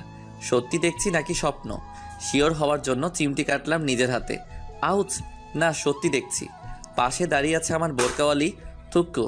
আমার না কার তাও জানি না। যারই হোক, কিন্তু ও এখানে কিভাবে এলো? আমার বাসায় তোকে আগে কখনো নিয়ে আসিনি, তাহলে বাড়ির খোঁজ পেল কিভাবে? কয়েক মুহূর্তের জন্য বাকশক্তি হারিয়ে ফেলি। একটা ঘোরের মধ্যে নিজেকে স্থাপন করি। মেয়েটার গলার আওয়াজ শুনেই ঘোর কেটে গেল। কি হলো? কি ভাবছো? আমি তো মেরে গেলাম। এই কয়দিন আপনি করে ছাড়া কথা বলে নাই, আর এখন ডিরেক্ট তুমিতে নেমে গেছে। কিছু না, আপনি এখানে কিভাবে? আমি আসবো না তো কে আসবে শুনি? অন্য কেউ আছে নাকি? কি বলছেন এসব? দেখুন, আবোল তাবোল বকবেন না। যান, চলে যান আপনি এখান থেকে। কেন এমন করছো? আমি সত্যিই বুঝতে পারিনি তুমি আমার ওই কথাটা শুনে আমার থেকে দূরে সরে যাবে। যা বলার বলে দিছেন। আমিও চলে এসেছি আপনার জীবন থেকে। আপনি এটাই চেয়েছিলেন, তাই তো? প্লিজ বিশ্বাস করো, আমি এটা কখনো চাইনি। আমিও যে তোমাকে ভালোবাসি। ভালোবাসেন আপনি আর আমাকে? How funny. আপনার কাছে ভালোবাসা একটা খেলনা হতে পারে, আমার কাছে না। তাই হাত জোর করে মিনতি করছি, প্লিজ চলে যান। মেয়েটার চোখের দিকে তাকিয়ে দেখি চোখ লাল হয়ে গেছে। কেন তা এখনো অজানা। আর দেখি চোখ বেয়ে নোনা পানি ঝরছে। সত্যি বলছি, বিশ্বাস করো। তখন ওই কথাটা আমি তোমার উপর অভিমান করে বলেছিলাম, কারণ সেদিন তুমি আমাকে ওইভাবে সবার সামনে কোলে তুলে নিয়েছিলে। ও, এখন বুঝছি মহারানী এই জন্য এমন একটু কথা শুনিয়েছিল। দাঁড়াও, দেখাচ্ছি মজা। যে কারণেই বলেছিলেন তাতে আমার কি, আমি এখন অন্য কাউকে ভালোবাসি। এখন আপনি আসতে পারেন। কথাটি শোনার সাথে সাথে মেয়েটি হাউমাউ করে কেঁদে দিল। প্লিজ আমাকে মাফ করে দাও, আর কোনো দিনও এমনটি হবে না। শেষবারের মতো একটা সুযোগ দাও, আর কোনোদিনও তোমাকে কষ্ট পেতে দেব না। সরি, অনেক দেরি হয়ে গেছে। এখন আপনি আসতে পারেন। মেয়েটি এক পর্যায়ে আমার পা জড়িয়ে ধরে কেঁদে ফেলল। প্লিজ আমাকে মাফ করে দাও। আমাকে যা শাস্তি দিবে তাই মাথা পেতে নিব, তবু আমাকে একটি বার সুযোগ দাও। যা বলবে তাই করব, কিন্তু আমাকে এইভাবে দূরে ঠেলে দিও না।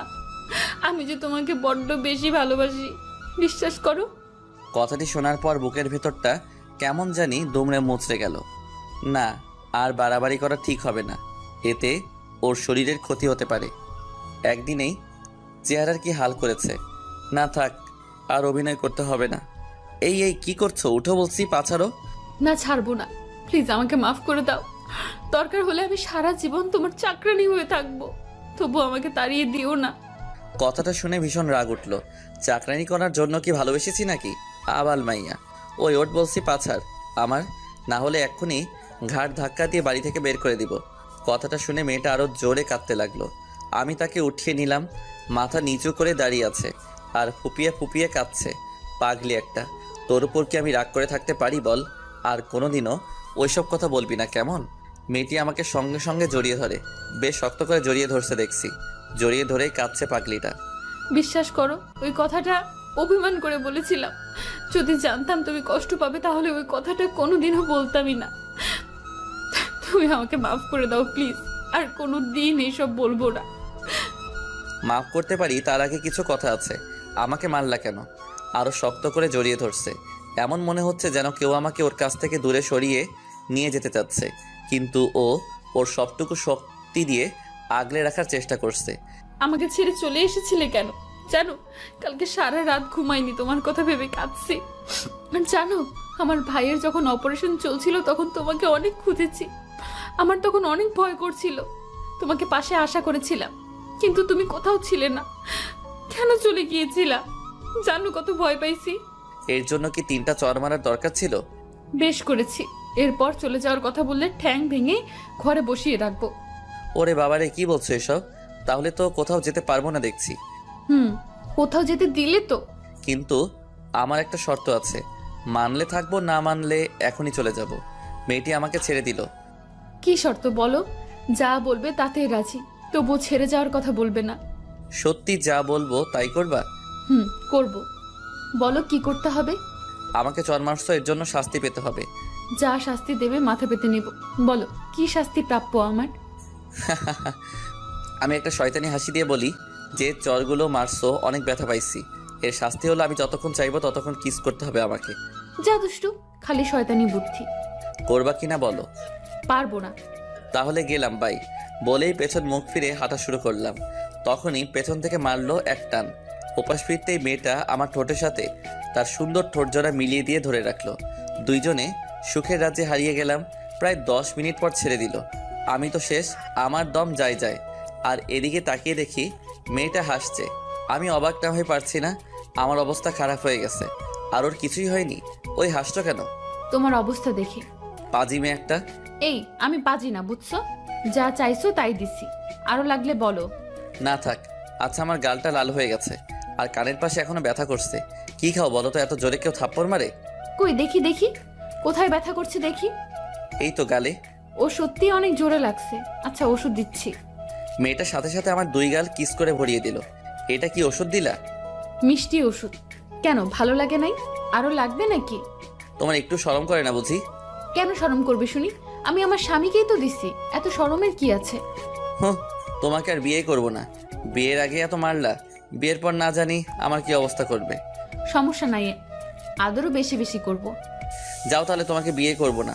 মুখ ফিরিয়ে দিলাম। মেয়েটা আমার গালে হাত দিয়ে তার দিকে ঘুরিয়ে নিল। কাকে বিয়ে করবে শুনি? অন্য কাউকে। কথাটা শুনে রাগে ফুলে গেছে। অন্য কাউকে মানে কাকে? নাম কি তার? কোথায় থাকে? তোমাকে বলবো কেন? কাকে বলবি শুনি? কাউকে না। মারলো এক চর। বলেন তো এইভাবে চর খেলে কতদিন আর সংসার করা যাবে? না এই মেয়েকে দেখছি বিয়ে করা যাবে না। অন্য মেয়ের কথা মুখে কেন? তোর মাথায় আসলো তোর মাথা কেটে ফেলে দিব। ওলে বাবালে, বললেই হলো। দেখ ভালো করে বলছি শুনে নে, আমাকে ছাড়া কারোর দিকে তাকালে তোর চোখ উপড়ে ফেলে দিব। আমি কি দেখতে কম সুন্দর নাকি বাকি মেয়েদের থেকে? অন্যদের কাছ থেকে যা নিতে চাস কি আমার কাছে নেই? তোর যত ভালোবাসা লাগবে আমাকে বলবি, আমি দিব। তবুও অন্য কোনো মেয়ের নাম মুখে আনবি না। যদি আনিস তো তোর মুখ সেলাই করে দিব। আমি তো মেরে গেলাম। কি গুন্ডি মেয়েরে বাবা, বিয়ের আগে এত শাসন করছে। না জানি বিয়ের পর কি হাল করে ছাড়বে আল্লাহ জানে। তবে মনে মনে এটা ভেবে খুব খুশি যে মেয়েটা আমাকে তার জীবনের থেকে বেশি ভালোবাসে। তাই তো এমন রাগ দেখায়। আচ্ছা বলবো না। সাথে সাথে মেয়েটা আমাকে জড়িয়ে ধরে কেঁদে দিল। আমাকে কোনোদিনও ছেড়ে যাবে না তো? আমিও তাকে শক্ত করে জড়িয়ে ধরি। না, কখনো যাব। সত্যি তো কথা দাও, যতই ঝগড়া হোক যাই বলি না কেন আমাকে ছেড়ে যাবে না? কারণ আমি রাগের মাথায় কী সব বলি তা আমি নিজেই জানি না। আচ্ছা যাবো না, প্রমিস। ওর কপালে আলতো করে একটা ভালোবাসার পরশ এঁকে দিলাম। আচ্ছা তুমি এখানে কি করে এলে? আর আমার বাড়িরই বা ঠিকানা পেলে কিভাবে? ডাক্তার আঙ্কেলের কাছ থেকে তোমাদের বাড়ির ঠিকানা নিয়ে সকালে সোজা চলে এসেছি। ও আচ্ছা, ভালো করছো। তা আমার শালাবাবুটা কোথায়, এখন কেমন আছে? এই একদম শালা বলে ডাকবা না বলে দিলাম। শালাকে শালা বলে ডাকবো না তো কি বলে ডাকবো শুনি? তনয় বলে ডাকবা। আচ্ছা, কিন্তু ও এখন কেমন আছে? আর ওকে কি বাড়িতে নিয়ে গেছো? না, এখনো হসপিটালে আছে। আর এখন আগের থেকে অনেক ভালো আছে। তোমার কথাও কয়েকবার জিজ্ঞেস করেছিল। আমি বসি তুমি কাজে ব্যস্ত। যাক, শালার তাহলে দুলা ভাইয়ের প্রতি টান আছে দেখছি। আবার? আচ্ছা যাও, ফ্রেশ হয়ে আসো। আবার হসপিটালে যেতে হবে তো। তুমি ফ্রেশ হবে না? হব। যাও তুমি আগে ফ্রেশ হয়ে আসো। না তুমি চলো আমার সাথে, একসাথে ফ্রেশ হব। আমি মেরে গেলাম। বলে কি মেয়েটা পাগল নাকি? ওই লজ্জা শরমের মাথা খাইছো নাকি? যাও গিয়ে ফ্রেশ হয়ে আসো। আমি কিছু জানি না, তুমি যাবা কি না বলো, না হলে আমি এখনই চলে যাচ্ছি। ব্ল্যাকমেল করছো? তাই করছি। এখন চলো। উফ, আর পারা যায় না। আচ্ছা চলো। হাসছো কেন? আমাকে কোলে নাও। কি বলছো? দেখো এবার কিন্তু বেশি বেশি হইতাছে। বেশির কি দেখলে? হ্যাঁ, সবে তো মাত্র শুরু। এরপর সামনে আরো অনেক অত্যাচার সহ্য করতে হবে যে তোমাকে। আমি আর কি বলবো, বলার মতো ভাষা খুঁজে পাচ্ছি না। সত্যি মনে হয় হেদি পুরাই পাগল। কি আর করার, অবশেষে ওকে কোলে করে নিয়ে যেতে হলো। আজকে মনে হয় আটার বস্তার পেটে খাবার পড়েনি। কেমন হালকা হালকা লাগছে। ওজন কমে গেল নি। অবশেষে দুজনে ওয়াশরুমে ঢুকলাম। তারপর যা ঘটেছে তা ইতিহাস। অতঃপর দুইজনে ফ্রেশ হয়ে বেরিয়ে এলাম। আমার দিকে তাকিয়ে মেয়েটা শয়তানি হাসি দিচ্ছে। আমার কিছু একটা ঘটকা লাগছে, তাই কিছু বললাম না। আমি রেডি হওয়ার জন্য আমার রুমে কাপড় পরতেছি।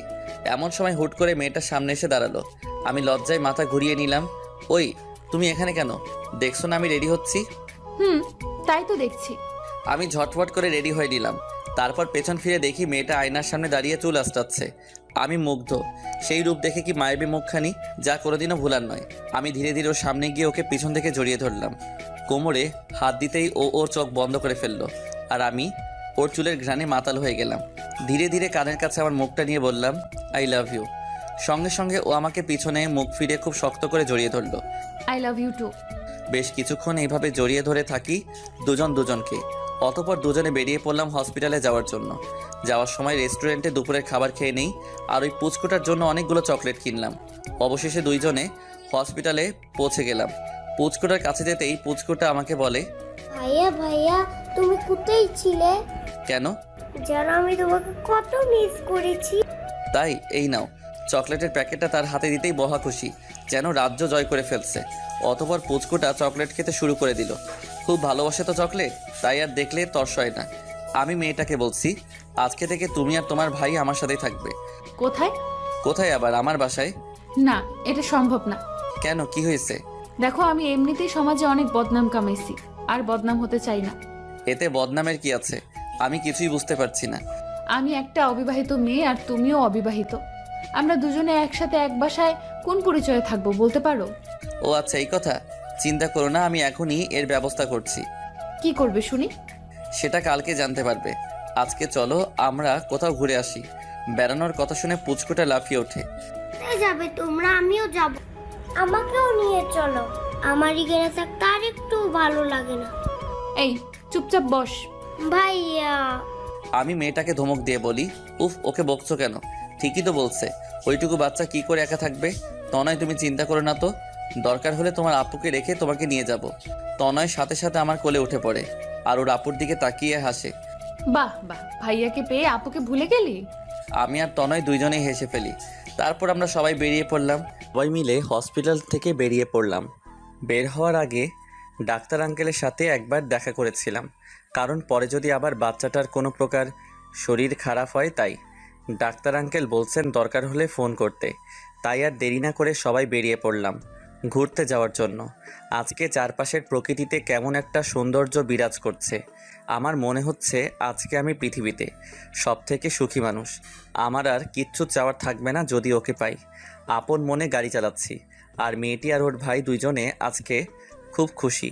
দুজনের মুখে হাসি, খুব ভালো লাগছে ওদের মুখের এই হাসি দেখে। এই হাসিটা যেন কখনো ও কোনো কারণে না হারিয়ে যায়, সেই ব্যবস্থা করব। এসব ভাবতে ভাবতে একটা পার্কের সামনে এসে গাড়ি থামালাম। আগে আমি নেমে গেলাম, তারপর ওরা নেমে গেল। তনয়কে আমার কোলে দাও, তোমার কষ্ট হবে। না, কিছু হবে না, ঠিক আছে। তনয়, তুমি ভাইয়ার কোলে আসবে না? ও, আমি ভাইয়ার কুলে যাব। আচ্ছা যা, এই নাও, ধরো। তারপর আমি তনয়কে কোলে করে নিয়ে পার্কের ভিতরে চলে আসলাম। তিনজনে একটা খোলা জায়গায় বসেছিলাম। আজকের আকাশটা কেন এত রোমান্টিক লাগছে। মেঘের গুচ্ছগুলো উড়ে উড়ে খেলা করছে, আর আমি তাদের খেলার করার দিকে এক নজরে তাকিয়ে আছি। মেয়েটির শব্দে ধ্যান ভাঙল। কি হলো? ওভাবে ওপরে তাকিয়ে কি দেখছো? না মানে আজকের আকাশটা কত সুন্দর, তাই না? কেন, আজকে আকাশের কি রং বদলে গেছে নাকি? ধুর, তা না, কেমন জানি একটা রোমান্টিক ভাব দেখা যাচ্ছে। শয়তানি বুদ্ধি। তাহলে একটু শয়তানি করেই ফেলি। এই, একদম না, দেখছো এখানে কে বসে আছে? তাই নাকি? আমি তনয়ের দিকে তাকাই, দেখি তনয় হাসছে। কি ব্যাপার, তুমিও হাসছো কেন? এমনি। আমি আর কিছু বললাম না। এর মধ্যে পুচকুটা বলে, আপু, ওই দিকে যাব। কেন, এখানে কি হয়েছে? দেখো না আপু, কত সুন্দর ফুল ওখানে। আমি ওগুলো নেব। কি করবে তুমি ফুলগুলো নিয়ে? জানি না। চলো না আপু, চলো না।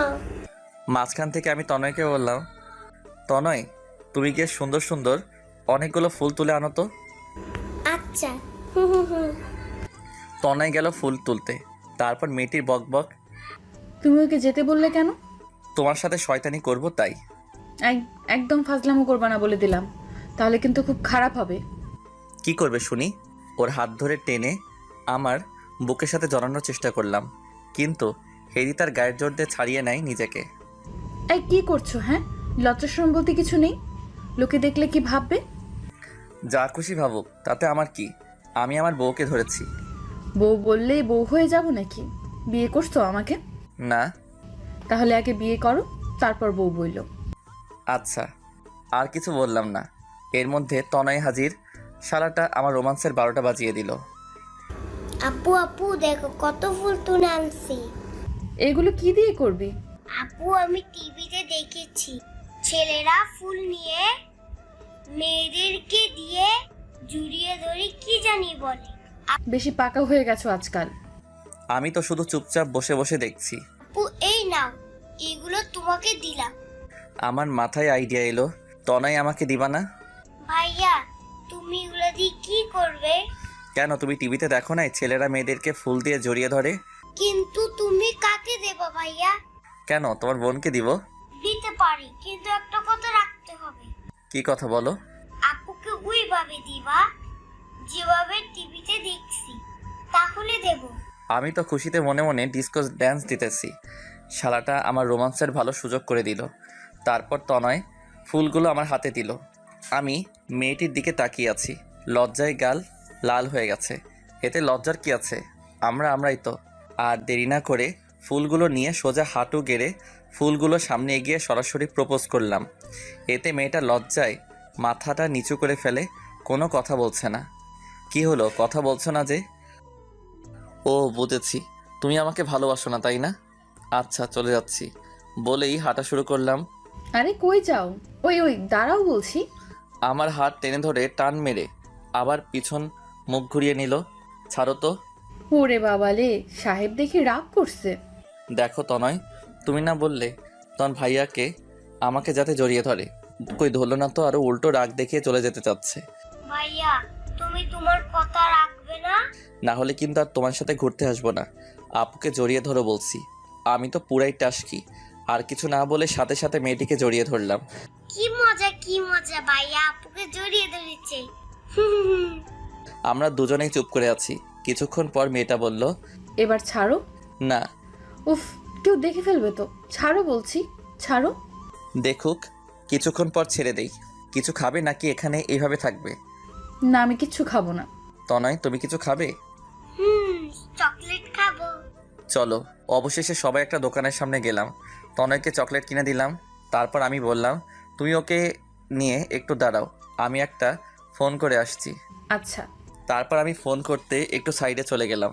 আর মেয়েটা আর তনয় দুজনেই দাঁড়িয়ে রইল। আমি ফোন করলাম আমার সব বন্ধুদের। সবাইকে কালকে সকালে আমার বাসায় আসতে বললাম। তারা জিজ্ঞেস করেছিল কেন। আমি তাদের বলেছি আমি একটি মেয়েকে ভালোবাসি আর তাকে কালকে বিয়ে করতে চাই। তারা সবাই খুব খুশি। তারা বলে কালকে সকালে ঠিক টাইমে পৌঁছে যাবে। চলো। কোথায়? চলো তো, এত কথা বলো কেন? মেয়েটি আর কিছু না বলে হাঁটা শুরু করলো আমার সাথে। আর পুচকুটা চকলেট খাচ্ছে মনের সুখে। তারপর সবাই গাড়িতে চড়ে বসলাম। আমি গাড়ি চালাচ্ছি। কিছু দূর গিয়ে একটা শপিং কমপ্লেক্সের সামনে গাড়ি দাঁড় করালাম। তারপর সবাই মিলে ভিতরে গেলাম। কি হলো, এখানে নিয়ে আসলে কেন? শপিং করব তাই। কি কিনবে তুমি? দেখতে থাকো। তারপর আমি আমার জন্য একটা পাঞ্জাবির সেট কিনলাম। মেয়েটির জন্য এক সেট শাড়ি কিনলাম। একটা নীল শাড়ি কিনলাম, যেটা আমার সব থেকে প্রিয় রং। মেয়েটি শুধু তাকিয়ে তাকিয়ে দেখছে, কিছু বলল না। তারপর অনেক ঘোরাঘুরি করলাম। তো অনেক ঘুমিয়ে পড়ছে। ওর আপুর কোলে আমি গাড়ি চালাচ্ছি। একটু পর দেখি মেয়েটাও চোখ বন্ধ করে ফেলছে। সারাদিন অনেক ঘোরাঘুরি করছে, তাই হয়তো ঘুমিয়ে পড়ছে। যাই, ওদের আমার বাসায় নিয়ে যাই। ঘুমিয়ে আছে, ঘুমিয়ে থাক। জেগে থাকলে কোনোদিন আমার সাথে আমার বাড়িতে যেত না। তারপর চলে আসলাম আমার বাড়িতে। দারোয়ান কাকা গেট খুলে দিল। আমি গাড়ি থেকে নেমে দারোয়ান কাকাকে বলে দিলাম কালকে সকালে আমার বন্ধুরা আসবে, তাদের ভিতরে পাঠিয়ে দিতে। আচ্ছা। তারপর আমি আগে তনয়কে ভিতরে আমার রুমে নিয়ে গিয়ে শুইয়ে দিয়ে আসি। এসে তারপর মেয়েটাকে ভিতরে নেওয়ার জন্য কোলে তুলে নিলাম। তার ঘুমন্ত চেহারা দেখে আমি বারবার তারপর ক্রাশ খাই। সত্যি খুব মায়াবী চেহারা। এই মুখটা না দেখে একদিনও থাকা আমার জন্য অনেক কষ্টকর। এই মায়াবতীকে সারা জীবন আমার পাশে চাই। কালকেই সারা জীবনের জন্য ওকে আপন করে নিব। মেয়েটাকে রুমে এনে শুইয়ে দিলাম। আর ওর কপালে আলতো করে একটা ভালোবাসার পরশ এঁকে দিলাম। ওখানেই পাশে একটা চেয়ার নিয়ে বসে ওর হাত ধরে রেখেছি। মনে মনে ভাবছি, তোমার জীবনের সব কষ্টকে আমি আমার নিজের করে নিতে চাই। আর কোনোদিনও তোমাকে কাঁদতে হবে না। তোমার পাশে মরার শেষ মুহূর্ত পর্যন্ত থাকবো। যতই যাই হোক, কোনোদিনও তোমাকে ছেড়ে দিব না। তোমার এই হাতটি খুব শক্ত করে জড়িয়ে ধরে থাকবো সারা জীবন।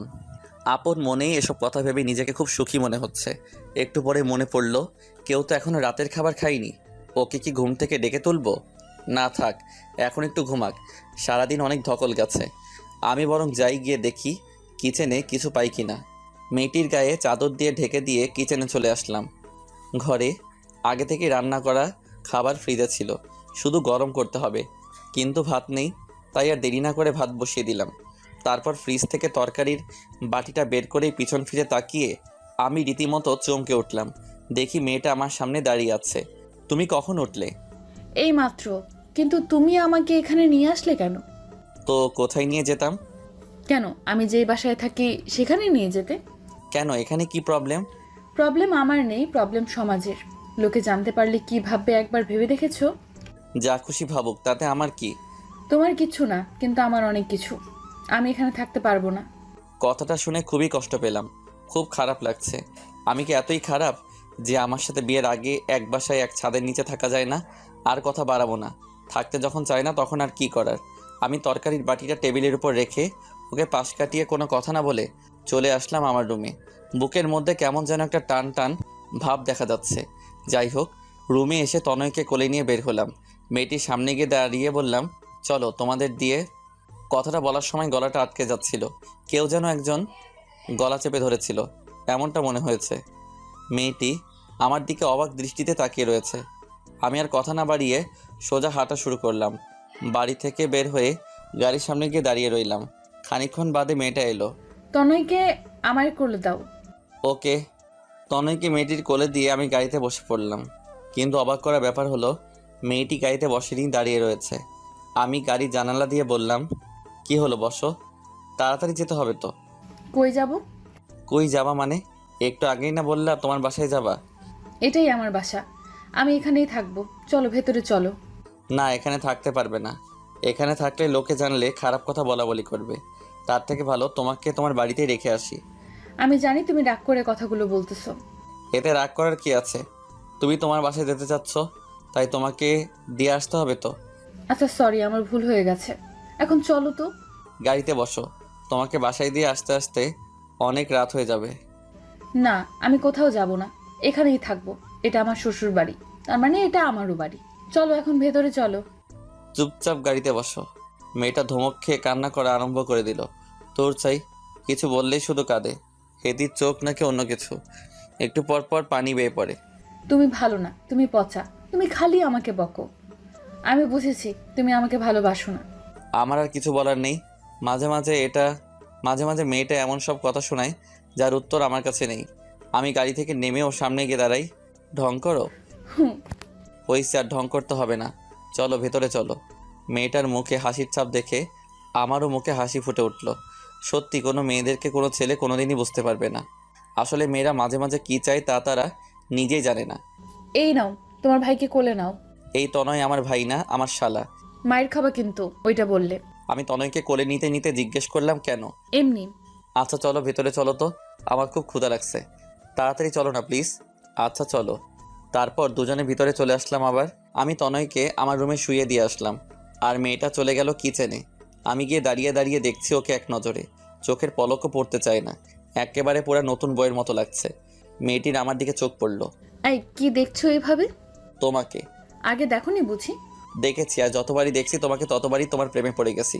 ওলে বাবা লে, তাই নাকি? জি তাই। মনে থাকে যেন, আমি ছাড়া অন্য কারোর প্রেমে পড়লে আগে তোমাকে মারবো, তারপর যার প্রেমে পড়বে তাকে খুন করে নিজেও গলায় দড়ি দিয়ে মরে যাব। ওই কি বলিস এসব? অন্য কারো প্রেমে পড়বো কেন তুই থাকতে? শোন, আমি বাকি সবার থেকে আলাদা। আমি এক নারীতে সন্তুষ্ট পুরুষ, বুঝলি? বুঝছি। যাও এখন গিয়ে টেবিলে বসো, আমি রান্নাটা শেষ করে আসছি। এই শোনো, কি? আমি আস্তে আস্তে হেঁটে ওর সামনে যাচ্ছি। এই সামনে আসছো কেন? মতলবটা কি? হ্যাঁ এই দেখো, একদম দুষ্টুমি করার চেষ্টা করবা না বলে দিলাম, তাহলে কিন্তু। কিন্তু কি কি করবে শুনি? পালিয়ে যাব। চেষ্টা করতে পারো। না প্লিজ, এখন এমন করো না প্লিজ। আমি সাথে সাথে ওর হাত ধরে টেনে আমার বুকের মধ্যে জড়িয়ে নিলাম। সঙ্গে সঙ্গে মেয়েটি তার চোখ বন্ধ করে ফেলল। বুঝতে পারছি খুব লজ্জা পেয়েছে। এমন একটা লজ্জাবতী রাঙা বউ কে না চায়? সবাই চায় যেন তার প্রিয় মানুষটি তাকে নিজের থেকে বেশি ভালোবাসে। এমন সৌভাগ্য আর কজনের হয়? আজকে নিজেকে খুবই ভাগ্যবান মনে হচ্ছে। অনেকক্ষণ জড়িয়ে ধরে থাকার পর মেয়েটির শব্দে ধ্যান ভেঙে গেল। এই ছাড়ো, ছাড়ো বলছি। এই জন্য আমি থাকতে চাইনি, তুমি শুধু দুষ্টুমি করার সুযোগ খুঁজো। গায়ের জোর খাটিয়ে নিজেকে ছাড়িয়ে নিল। 10টা না একটা মাত্র বউ, তার সাথে করবো না তো কার সাথে করবো শুনি? হয়েছে, আর প্রেম দেখাতে হবে না। তো কি দেখাবো? মেয়েটি কিছু না, যাও গিয়ে টেবিলে বসো, আমি খাবার নিয়ে আসছি। আমি কি সাহায্য করতে পারি? কি করবে শুনি? যেন কোনো কিছু। আচ্ছা। ও হয়তো ভাবছে অন্য কিছু, কিন্তু আমি তো মনে মনে অন্য কিছু ভাবছি। কি ভাবছি তা দেখতে পাবেন। অতঃপর মেয়েটি রান্না করছে, আমি আস্তে করে তার পিছনে গেলাম। মেয়েটিকে আবার জড়িয়ে ধরলাম। এই কি করছো? আবার শুরু করলা নাকি? এই বুঝি তোমার সাহায্য করা? তুমি রান্না করো, আমি তোমাকে জড়িয়ে ধরে থাকি। সাথে সাথে আমার হাতগুলো ওর কোমরে স্পর্শ করতেই ও কিছুটা শিউরে ওঠে, চোখ বন্ধ করে ফেলে। ওর হার্টবিট বেড়ে যাচ্ছে, খুব জোরে জোরে নিঃশ্বাস নিচ্ছে, এমনকি ওর ঠোঁট জোড়াও কাঁপছে। ইচ্ছে করছিল একটা কিস করতে, কিন্তু তা করিনি, নিজেকে সামলে নেই। আমার হার্টবিট দ্বিগুণ বাড়ছে, কেমন যেন লাগছে।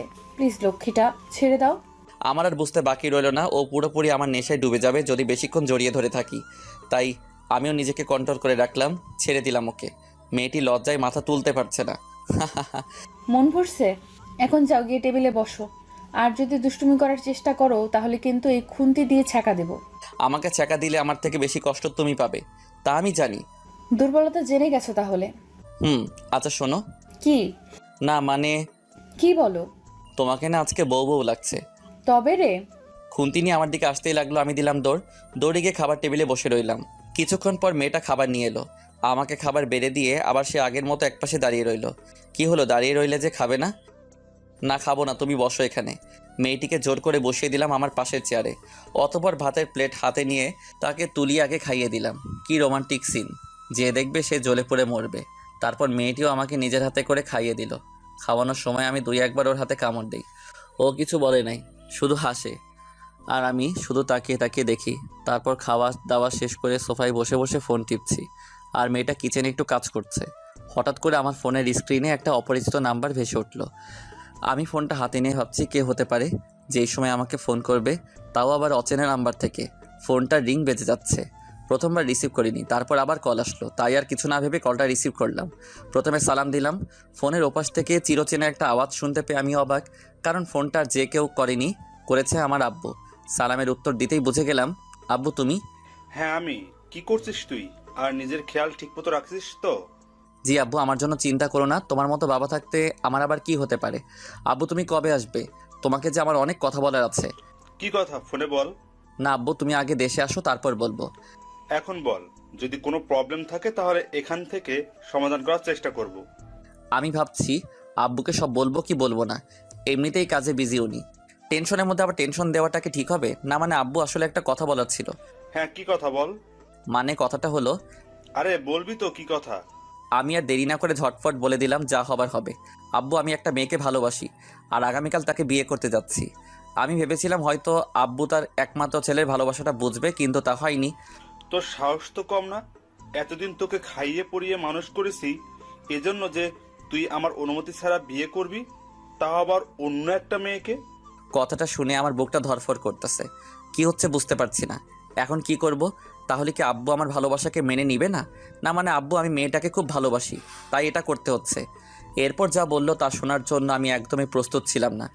তোর বিয়ে আগে থেকে একজনের সাথে ঠিক করে রেখেছি, আর তুই তাকেই বিয়ে করবি। কথাটা শুনে আমার মাথায় আকাশ ভেঙে পড়ল। না আব্বু, এটা আমি করতে পারবো না। আমি ওই মেয়েটাকে খুব ভালোবাসি, আর তাকে ছাড়া কাউকে বিয়ে করতে পারবো না। আর কিছু কথা বলার আগেই কলটা টুট করে কেটে গেল। আমি আবার ব্যাক করলাম, কিন্তু ফোন অফ। চিন্তায় পড়ে গেলাম, তাহলে কি আব্বু আমার ভালোবাসা মেনে নিবে না? না না, এটা হতে পারে না। ওকে ছাড়া কাউকে বিয়ে করতে পারবো না। একবার বিয়ে হয়ে গেলে আব্বুর আর কিছু করার থাকবে না।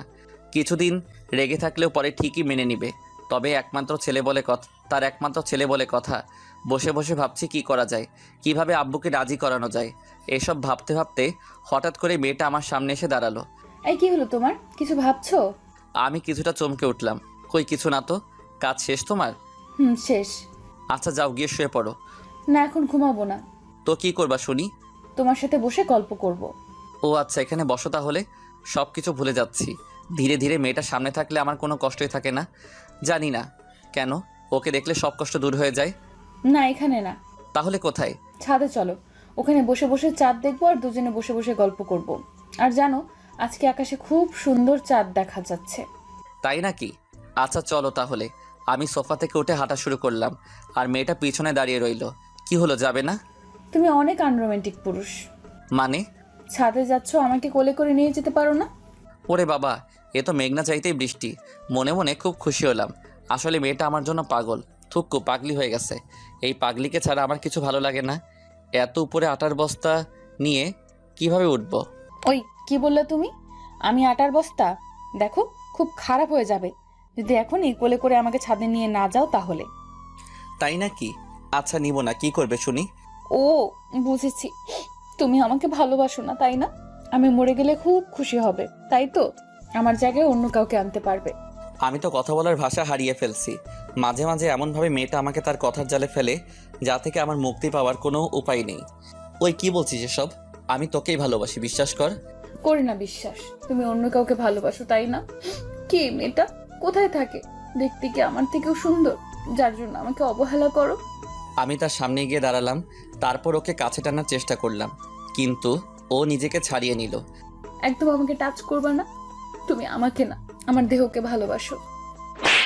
আমার মাথায় রক্ত উঠে গেল ওর এসব ফালতু কথা শুনে। ঠাস করে মারলাম এক থাপ্পড়। তোকে না কতবার বলছি এসব ফালতু কথা বলবি না, জানিস না এসব কথা শুনলে আমার রাগ হয়। হ্যাঁ, তা তো হবেই। সত্যি কথা বললে কার না রাগ ওঠে? সত্য তো আর সবাই হজম করতে পারে না। তুমি আমাকে ভালোবাসো না, ভালোবাসলে আমাকে এভাবে মারতে পারতে না। যাও, আমি চলে যাব, আর আসবো না। থাকো, বাই। পিছন ফিরে হাঁটা শুরু করলো, সাথে সাথে হাত ধরে মারলাম এক টান, সোজা আমার বুকের মধ্যে এসে পড়ে। কই যাও? জানি না। কাঁদছো কেন? তাতে তোমার কি? আমি তো আর তোমার কেউ না। ছাড়ো আমাকে, ছাড়ো বলছি। আমি আরো শক্ত করে জড়িয়ে ধরি। আমার লক্ষ্মী বউটা কি রাগ করছে? হুম। আচ্ছা, আর কাঁদতে হবে না, এবার কান্না থামাও। চলো, তোমাকে কোলে করেই নিয়ে যাচ্ছি। হুম। আমি ওর চোখের জল মুছে দিলাম। আমি চাই না ওর চোখের জল ওর গালে কোনো ভাগ বসাক। ওর সব কিছুতেই শুধু আমার অধিকার, সেটা তো মেয়েটা নিজেই বলেছে। তারপর তাকে কোলে তুলে নিলাম। ওর দিকে তাকিয়ে দেখি আমার বুকের মধ্যে মুখ লুকিয়ে চুপ করে আছে, কোনো কথা বলছে না। আমি ধীরে ধীরে সিঁড়ি বেয়ে ছাদে উঠতে শুরু করলাম। মেয়েটিকে কোলে নিয়ে আমি সিঁড়ি বেয়ে ছাদে উঠছিলাম। মনে হচ্ছিল কোনো ময়দার বস্তাকে কোলে নিছি। আবার একটু খুশি লাগছে এই ভেবে যে মেয়েটা আমাকে প্রচণ্ড ভালোবাসে। আস্তে আস্তে করে সিঁড়ি বেয়ে ছাদে উঠছি। বেশ বুঝতে পারছি আমার জামাটা ভেজা ভেজা লাগছে, কিন্তু হঠাৎ জামাটা ভিজলো কিভাবে? মেয়েটির দিকে দেখি ও মুখ ফুলিয়ে, মেয়েটির দিকে দেখে মুখ লুকিয়ে আছে আমার বুকের মধ্যে, কিন্তু আমার জামা ভিজতেছে কেন? তার মানে কি মেয়েটা কাঁদছে নাকি? তাড়াতাড়ি করে ছাদে উঠে গেলাম। এই যে ম্যাডাম, ছাদে এসে গেছি, এবার নামুন। না। ওই নিজের ইচ্ছায় নামবি নাকি ফেলে দেব? মেয়েটি আর কিছু না বলে আস্তে করে নেমে গেল। ওর দিকে তাকিয়ে আমার বুকের ভিতরটা কেমন জানি একটা মোচড় দিয়ে উঠল। দেখলাম মেয়েটার চোখে নোনা পানি, আর আমার জামার দিকে একবার তাকিয়ে দেখলাম বুকের মাঝে কিছুটা জায়গা ভিজে গেছে। কিছুই বুঝতে পারলাম না, শুধু শুধু আবার কাঁদছে কেন? এটা মেয়ে নাকি অন্য কিছু? যাই বলি না কেন, একটু এদিক ওদিক হলেই কাঁদে। এই কাঁদছো কেন, কি হয়েছে? কিছু না। আমি তার চোখের পানি মুছে দিলাম। তাহলে এইভাবে কাঁদছো কেন? বলো আমাকে, কি হয়েছে? কিছু বলার আগে হুট করে জড়িয়ে ধরে, খুব শক্ত করে জড়িয়ে ধরে। আমার নিঃশ্বাস নিতেও কষ্ট হচ্ছিল। জড়িয়ে ধরে কান্না করে দিল। কি হয়েছে? তুমি এইভাবে কাঁদছো কেন, বলবে তো? জানো, মাঝে মাঝে ভয় হয় তুমি আমাকে আবার ছেড়ে চলে যাবে না তো। আমি যে তোমাকে খুব ভালোবাসি, নিজের থেকে বেশি ভালোবাসি।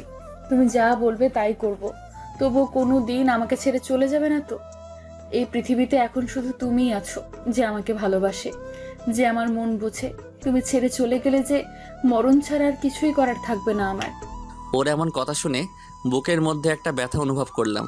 কেন তা জানি না, হয়তো ভালোবাসি তাই। মেয়েটি আমাকে আরো শক্ত করে জড়িয়ে ধরে রইল। আচ্ছা, একটা কথা বলি। একটা না, হাজারটা বলো। অনুমতি নেওয়ার দরকার হবে না। বিনা অনুমতিতে যা খুশি করতে পারো। সবকিছু তোমার নামে দিয়ে দিছি। আচ্ছা, আমাকে এত ভালোবাসো কেন? জানি না। বলবে নাকি চলে যাব? বললাম তো জানি না। আচ্ছা ছাড়ো আমাকে, আমি চলে যাব। তুই ভালো না, এত কষ্ট করে কোলে নিয়ে ছাদে নিয়ে আসলাম, কোথায় একটু আদর করবে তা না, শুধু কেঁদেই যাচ্ছে। মেয়েটি আমাকে ছেড়ে দিল, আর সেই সাথে কান্নাও থেমে গেল। কই যাবা? যেখানে খুশি। তোমার কি? আমারই সব, বুঝেছো? মানে? মানে কিছু না, ওইদিকে দেখো। এইটা কি হলো? কেন আদর করলাম? তুমি না বললে আমি তোমাকে আদর করি না, তাই তো আদর করে দিলাম। এটা ধোকা, আদর না। তুমি আমাকে না বলে আমার গালে চুমু খেলে কেন? কেন, এর জন্য আবার অনুমতি নিতে হবে নাকি? নিতে হবে মানে 100 বার নিতে হবে, কারণ গালটা আমার, আর এটা সরকারি কোনো জিনিস না যে কেউ মন চাইলেই নিয়ে যাবে। এখন ওটাতে শুধু আমার অধিকার, বুঝলে? তাহলে আমিও তাই করব। কি করবে শুনি? আর কিছু না বলে সঙ্গে সঙ্গে ওর ঠোঁটজোড়ার সাথে আমার ঠোঁটজোড়া লাগিয়ে দিলাম। ও আমার নেশায় পুরোপুরি ডুবে গেল। প্রায় 10 মিনিট পর ছেড়ে দিলাম। দুজনেই হাঁপাচ্ছি। তুমি ভালো না, তুমি পচা। এইভাবে কেউ হুট করে কিস করে নাকি? যদি মরে যেতাম? আমি আছি তো, আবার কিস দিয়ে বাঁচিয়ে দিতাম। লুচু কোথাকার। আমাকে যা করার করবে, কিন্তু অন্য মেয়ের নামও মুখে আনবে না, কেমন? আচ্ছা। পরে দুজনেই ছাদে রাখা দোলনার উপরে বসে দোল খাচ্ছিলাম, আর চাঁদের আলো উপভোগ করছিলাম। আজকে চাঁদেরও হিংসে হচ্ছে আমাদের দেখে, তাই ধীরে ধীরে চাঁদটাও মেঘের আড়ালে হারিয়ে গেল। অনেক রাত পর্যন্ত দুজনে বসে গল্প করছি। তারপর আবার রুমে আসার আগে সেই আগের বায়না ধরলো, কোলে নিতে হবে, না হলে রুমে যাবে না। কি আর করার, বাধ্য হয়ে কোলে তুলে নিলাম।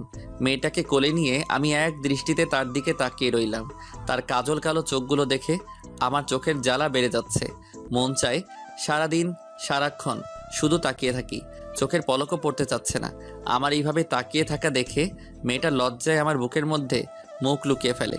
নিজের অজান্তেই আমার মুখে হাসি ফুটে ওঠে ওর এই কাণ্ড দেখে। পরে ওকে নিয়ে আমার রুমে শুইয়ে দিলাম ওর ভাইয়ের সাথে। আচ্ছা এখন ঘুমাও, সকালে তাড়াতাড়ি উঠতে হবে তো। তুমি ঘুমাবে না? হ্যাঁ ঘুমাবো তো। আমি ওইখানে সোফায় ঘুমাই, তুমি খাটে ঘুমাও। এত বড় খাট থাকতে সোফায় ঘুমাবে কেন? আমি আর কিছু শুনতে চাই না, তুমিও খাটে ঘুমাবে আমাদের সাথে, ব্যাস। দেখো বোঝার চেষ্টা করো, এখন এক খাটে ঘুমালে নিজেকে সামলাতে পারবো না, তাই প্লিজ আর জেদ করো না, ঘুমিয়ে পড়ো। যা খুশি করো, বাধা দিছে কে?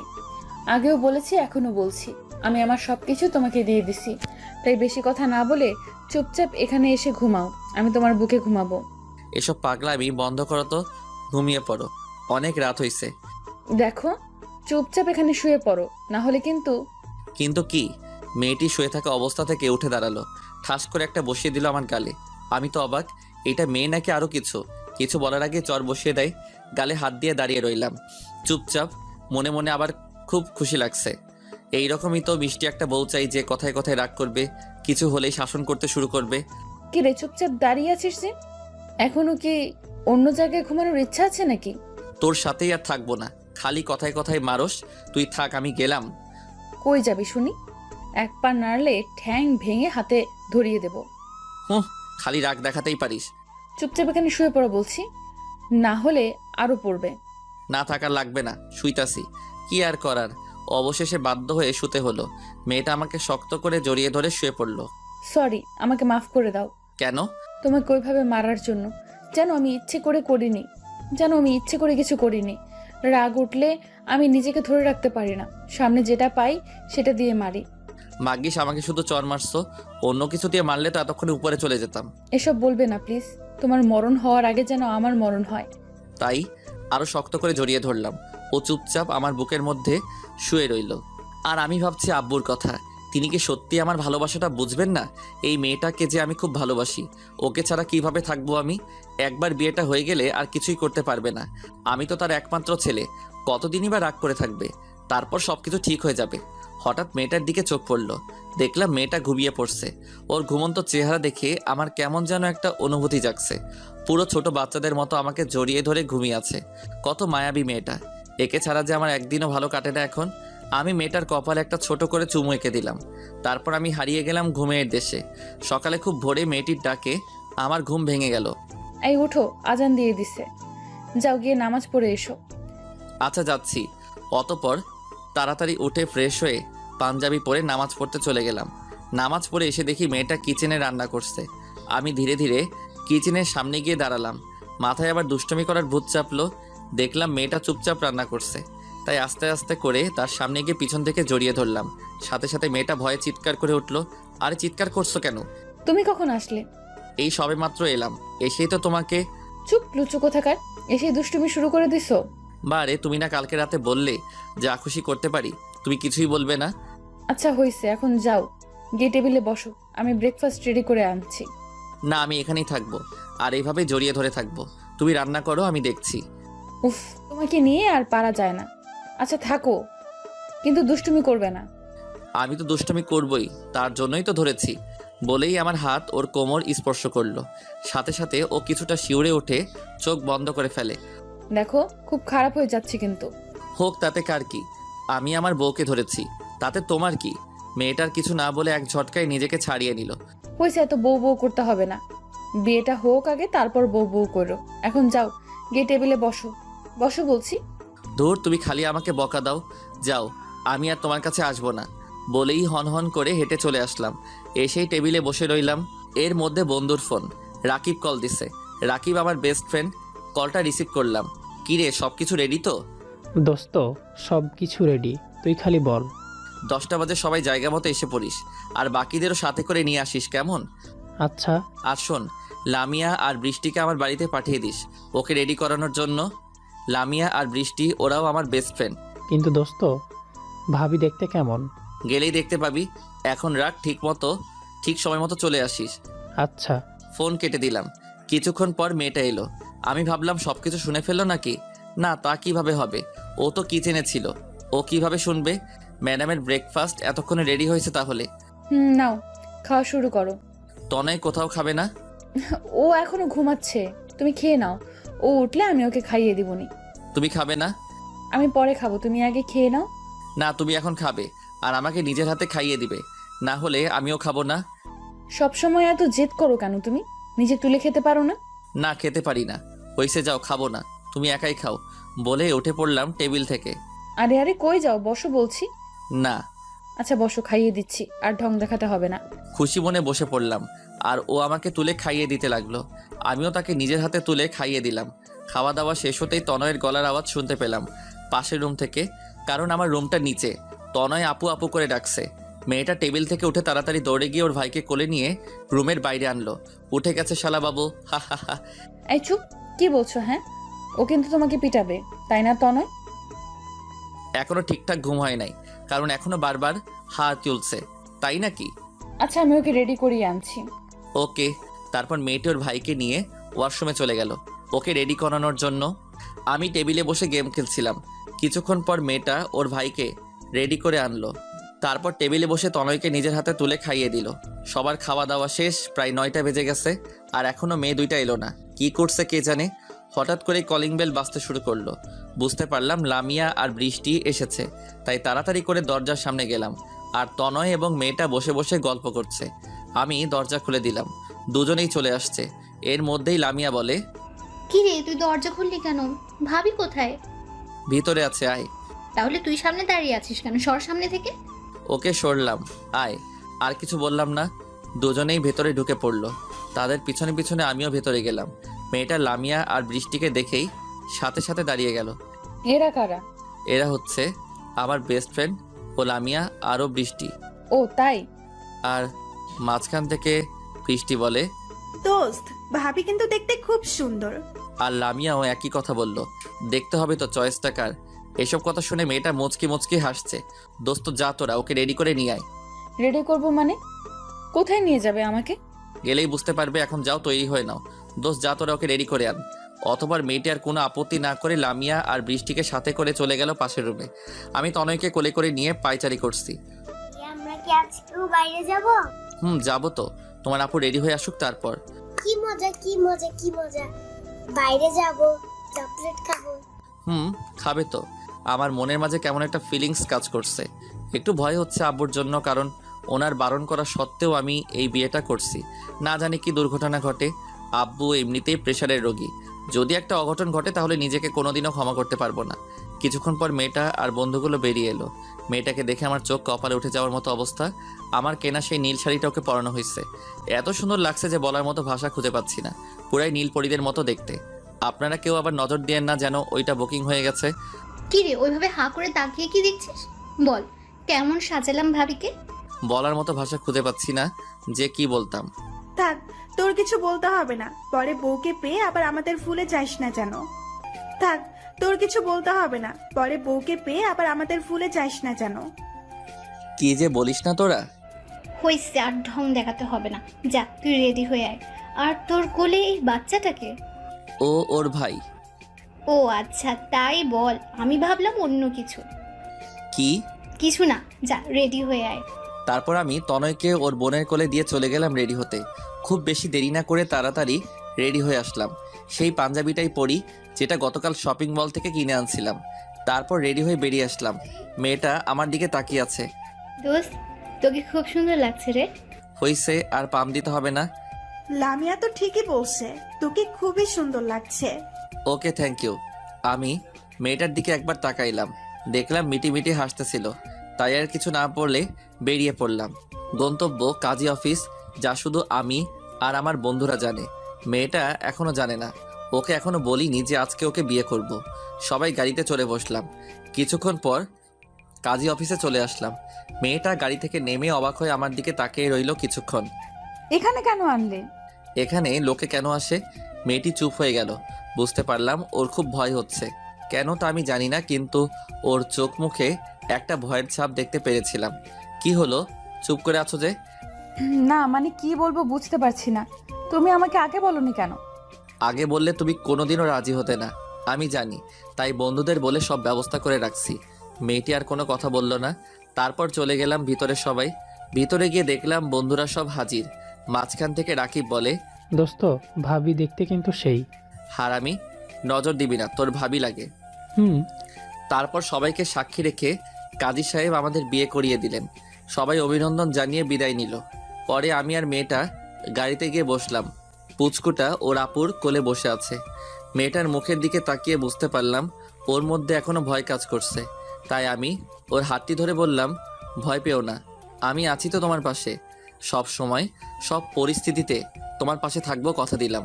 মেয়েটা আমার কথা শুনে কিছুটা স্বস্তির নিঃশ্বাস ফেলে। তারপর আপন মনে গাড়ি চালাতে লাগলাম। গন্তব্য বাড়িতে যাওয়া, কিন্তু কে জানতো বাড়িতে আমার জন্য আরেকটা সারপ্রাইজ অপেক্ষা করছে। চলুন জানা যাক কি সেটা। আপন মনে গাড়ি চালাচ্ছি, দুজনেই চুপচাপ। আমি এই ভেবে খুশি যে মেয়েটাকে সারা জীবনের জন্য আপন করে পেলাম। কিন্তু মেয়েটাকে তেমন একটা খুশি দেখছি না, কারণ ও এইভাবে আমাকে বিয়ে করতে চায়নি। ও চেয়েছিল আমার আব্বুর অনুমতিতে আমাদের বিয়েটা হোক। কিন্তু মেয়েটা তো জানে না আব্বু এই বিয়েটা মেনে নেবে না, তাই তাড়াহুড়া করে বিয়েটা করতে হলো। মেয়েটার এভাবে চুপচাপ থাকা আমার একটু ভালো লাগছে না। সব সময় দুষ্টমি ও হাসি ঠাট্টা করা মেয়েরা যদি মুখ গোমড়া করে বসে থাকে তাহলে কেমন লাগে আপনারাই বলুন। যাক, সেসব কথা বাদ দেন। আপন মনে গাড়ি চালাতে চালাতে বাড়ির সামনে চলে এসেছি। আরে এ কি, এটা তো আব্বুর গাড়ি। কিন্তু আব্বুর গাড়ি এখানে কেন? আব্বুর তো এখন বিদেশে থাকার কথা, তাহলে গাড়িটা এখানে কি করে এলো? তার মানে কি আব্বু? না, আর কিছুই ভাবতে পারছি না। সব কেমন গুলিয়ে যাচ্ছে। এখন আমারও ভয় হচ্ছে। গেটের সামনে গাড়ি থামালাম। গাড়ির হর্ন শুনে দারোয়ান কাকা গেট খুলে দিল। ভেতরে গাড়ি দাঁড় করিয়ে গাড়ি থেকে নেমে দারোয়ান কাকাকে জিজ্ঞেস করলাম, কাকা, কে এসেছে বাড়িতে? বড় সাহেব এসেছেন। আচ্ছা ঠিক আছে। দারোয়ান কাকা আবার গেটের সামনে চলে গেলেন। আব্বুর কথা শুনে আমার মাথায় আকাশ ভেঙে পড়ল। পায়ের তলা থেকে মাটি সরে গেল মনে হয়। মনের মধ্যে ভয়টা আরও দ্বিগুণ বেড়ে গেল। এখন কি করব, কিভাবে আব্বুকে রাজি করাবো, এসব ভাবতে ভাবতে মেয়েটাকে নিয়ে ভেতরে যাওয়ার জন্য পা বাড়ালাম। প্রতিটা পদক্ষেপে একটা অজানা ভয় কাজ করছে। না জানি কি করেন উনি। মেয়েটার দিকে একবার তাকালাম। আব্বুর কথা শুনে মেয়েটির মুখে কোনো ভয়ের ছাপ দেখতে পেলাম না। এই বিষয়টা আমাকে ভাবাচ্ছে। আর তনয় তখনও ওর আপুর কোলে। তনয়ও আজকে কোনো কথা বলছে না। পুচকুটা আজকে চুপচাপ হয়েছিল। অবশেষে দরজার সামনে এসে দাঁড়ালাম। কলিং বেলটা আর চাপতে হলো না, দরজা আগে থেকেই খোলা ছিল। ভয়ের মাত্রা আরও দ্বিগুণ বেড়ে গেল। আমি আর মেয়েটা ভেতরে গেলাম। গিয়ে দেখি আব্বু সোফায় বসে আছেন। ওনাকে দেখে আমার গলা শুকিয়ে কাঠ হয়ে গেছে। বারবার ঢোক গিলছিলাম। হঠাৎ তনয় ওর আপুর কোলে থেকে নেমে আঙ্কেল আঙ্কেল বলে দৌড়ে গিয়ে আব্বুর কোলে উঠে পড়ল। আব্বু তনয়কে হাসি মুখে কোলে তুলে নিল।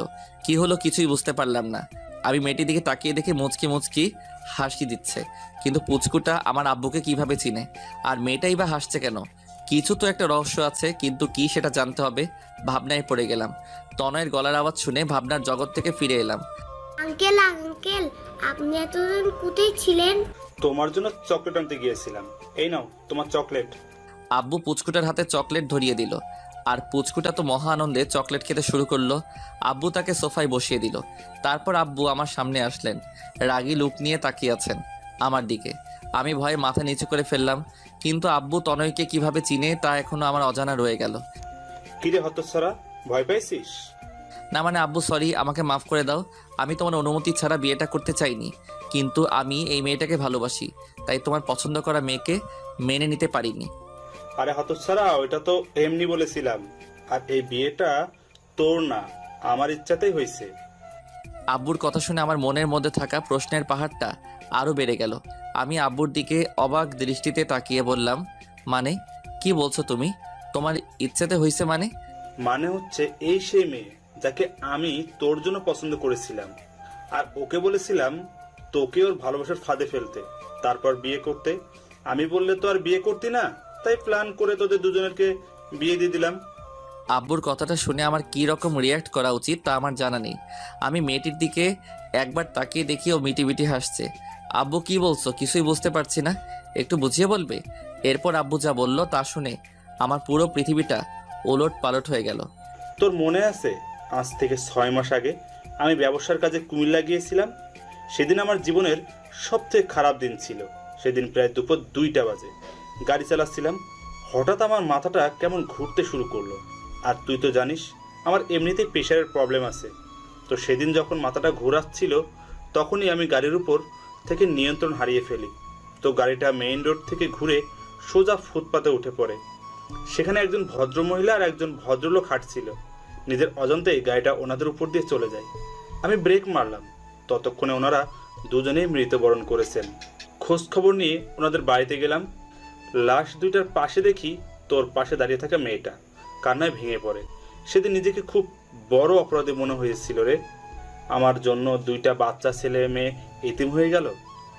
এজন্য আমি নিজেকে আজও ক্ষমা করতে পারিনি, আর হয়তো কোনোদিনই পারবো না। আমি মেয়েটার আত্মীয় স্বজনদের সব কিছু খুলে বলি, আর বলেছিলাম চাইলে ওনারা এখন আমাকে পুলিশে দিতে পারেন। কিন্তু ওনারা খুবই লোভী প্রকৃতির লোক ছিলেন। ওনারা আমার কাছ থেকে টাকা নিয়ে আমাকে চলে যেতে বললেন। তখন আমার কোনো উপায় ছিল না ওনাদের কথা শোনা ছাড়া। তাই বাধ্য হয়ে ওনারা যা চেয়েছেন তাই করেছি। যার আগে ওনাদের একবার বলেছিলাম ছেলে মেয়েদের আমি আমার সাথে করে নিয়ে যাই, ওদের সব ভরণ পোষণের দায়িত্ব আমি নেব। কিন্তু ওনারা সাপ মানা করে দিয়েছেন। তাই আর কিছু না বলে সেখান থেকে চলে গেলাম অফিসে। ঠিক তার কিছুদিন পর আমি কুমিল্লার একটা বাজারে গিয়েছিলাম একটু বাজার করতে। গিয়ে আমার সাথে দেখা হয় মেয়েটার। আমি তার কাছে সেদিন জিজ্ঞেস করেছিলাম সে কেমন আছে, কিভাবে আছে, তার আত্মীয় স্বজনরা তাদের ঠিকমতো খেয়াল রাখে তো। পরে মেয়েটা আমাকে সব খুলে বলে। তার কথা শুনে আমার চোখে পানি ধরে রাখতে পারিনি। নিজেকে নিজের কাছে ছোট মনে হয়েছিল। আজ আমার জন্য 2টা বাচ্চা ছেলে মেয়ের জীবন এইভাবে ধ্বংস হয়ে যাবে তা আমি কোনো দিনই মেনে নিতে পারবো না। তাই আমি তাকে বলেছিলাম আমার সাথে আসতে, কিন্তু সে তার আত্মীয় স্বজনদের ভয়ে কিছু করতে রাজি হচ্ছিল না। পরে আমি তাকে বলেছিলাম আমি তোমাকে প্রাপ্য মর্যাদা দিয়ে আমার বাড়িতে নিয়ে যাব, সাথে তোমার ভাইকেও। মেয়েটা কিছুতেই রাজি হতে চাইছিল না। পরে তাকে আমি অনেক বুঝিয়ে সুঝিয়ে একদিন রাতের অন্ধকারে মেয়েটাকে বাড়ি থেকে বের করে নিয়ে আসি ঢাকায়। সেদিন মেয়েটাকে কথা দিয়েছিলাম আজ থেকে তার ভাই এবং তার সব কিছুর দায়িত্ব আমার, আর সেদিনই তার সাথে তোর বিয়ে ঠিক করি। কিন্তু তুই যেই বকাটে ছিলি, আমি বললে তুই কিছুতেই বিয়ে করতে রাজি হতিস না। তাই আমি মেয়েটাকে বলি তোকে তার প্রেমের ফাঁদে ফেলতে। আর মেয়েটাও তোকে প্রথম দেখাতেই লাইক করেছিল। তাই সেদিন রাতে ওকে তোর কাছে আমি পাঠিয়েছিলাম, কারণ আমি জানি তুই সেদিন রাতে গাড়ি নিয়ে যেতে ভুলে গেছিলি। আর তুই কোন রাস্তা দিয়ে আসিস তা আমার ভালো করেই জানা আছে। এরপর থেকে কি হয়েছিল তা তো সবই জানিস। আর হ্যাঁ, ওর ভাই সত্যি অসুস্থ ছিল। পরে আমি তাকে আমাদের ফ্যামিলি ডাক্তারের ক্লিনিকে ভর্তি করি। আর তোর ডাক্তার আঙ্কেল সব কিছু জানতো আগে থেকে। এখন বুঝলি তুই তোর ইচ্ছায় না, তুই আমার ইচ্ছায় বিয়ে করেছিস। আমি থ মেরে দাঁড়িয়ে রইলাম। কি বলবো বুঝতে পারছিলাম না। মেয়েটির দিকে তাকিয়ে দেখি মেয়েটা কাঁদছে। আব্বু, তোমরা সবাই মিলে আমার সাথে এত বড় একটা গেম খেললে? খেললাম তো কি হয়েছে? তুই মেয়েটাকে ভালোবাসিস, আর এখন ও তোর বউ, ওর দিকে সবসময় খেয়াল রাখবি, ওর যাতে একটু কষ্ট না হয়। আমার আর কিছু বলার নেই। তোর কিছু বলতে হবে না, যা বৌমাকে নিয়ে ভিতরে যা। আচ্ছা। এর মধ্যে মেয়েটা কাঁদতে কাঁদতে আব্বুকে জড়িয়ে ধরলো। আরে আরে, এ কি করছো? কাঁদছো কেন? কান্না থামাও। নতুন বউর চোখে জল একদম মানায় না। মেয়েটি আরো জোরে কান্না করতে লাগলো। আব্বু তার চোখের পানি মুছে দিলেন আর বললেন, আর কোনোদিনও তোমাকে কাঁদতে হবে না। আমার জন্য তোমার জীবন থেকে অনেক কিছু হারিয়ে গেছে। পারলে আমাকে ক্ষমা করে দিও মা। এ কি করছেন আপনি? আমি তো আপনার কাছে আজীবন ঋণী হয়ে থাকবো, কারণ আমার মা বাবা বেঁচে থাকলেও হয়তো এতটা করতে পারতো না যতটা আপনি আমাদের 2 ভাই বোনের জন্য করেছেন। আজ হয়তো আমার মা বাবা আমাদের 2 ভাই বোনকে দেখে খুব খুশি যে আমরা একটা নতুন বাবা পেয়েছি, যিনি খুবই ভালো মানুষ আর মহান একজন ব্যক্তি। হয়েছে মা, থাক, আর বলতে হবে না। এখন বলো তো, এই পাজিটা কি তোমাকে কষ্ট দিছে? আমার দিকে ইশারা দিয়ে বললেন, আমিও আজকে খুব খুশি। কেন জানি না মনের মধ্যে খুশির ঝড় বয়ে গেল। বাবা, আপনার ছেলে আমাকে অনেক জ্বালাইছে। কি সত্যি? আচ্ছা দাঁড়াও, এ হতচ্ছাড়া, এদিকে আই। আমার দিকে তাকিয়ে ডাক দিলেন। আমি সামনে গেলাম। মনের মধ্যে খুশিতে ডিস্কো ড্যান্স দিতেছি। জি আব্বু, বলো। এক্ষুনি বৌমার কাছে ক্ষমা চা বলছি। কি করলাম আবার? ক্ষমা চাইবো কেন?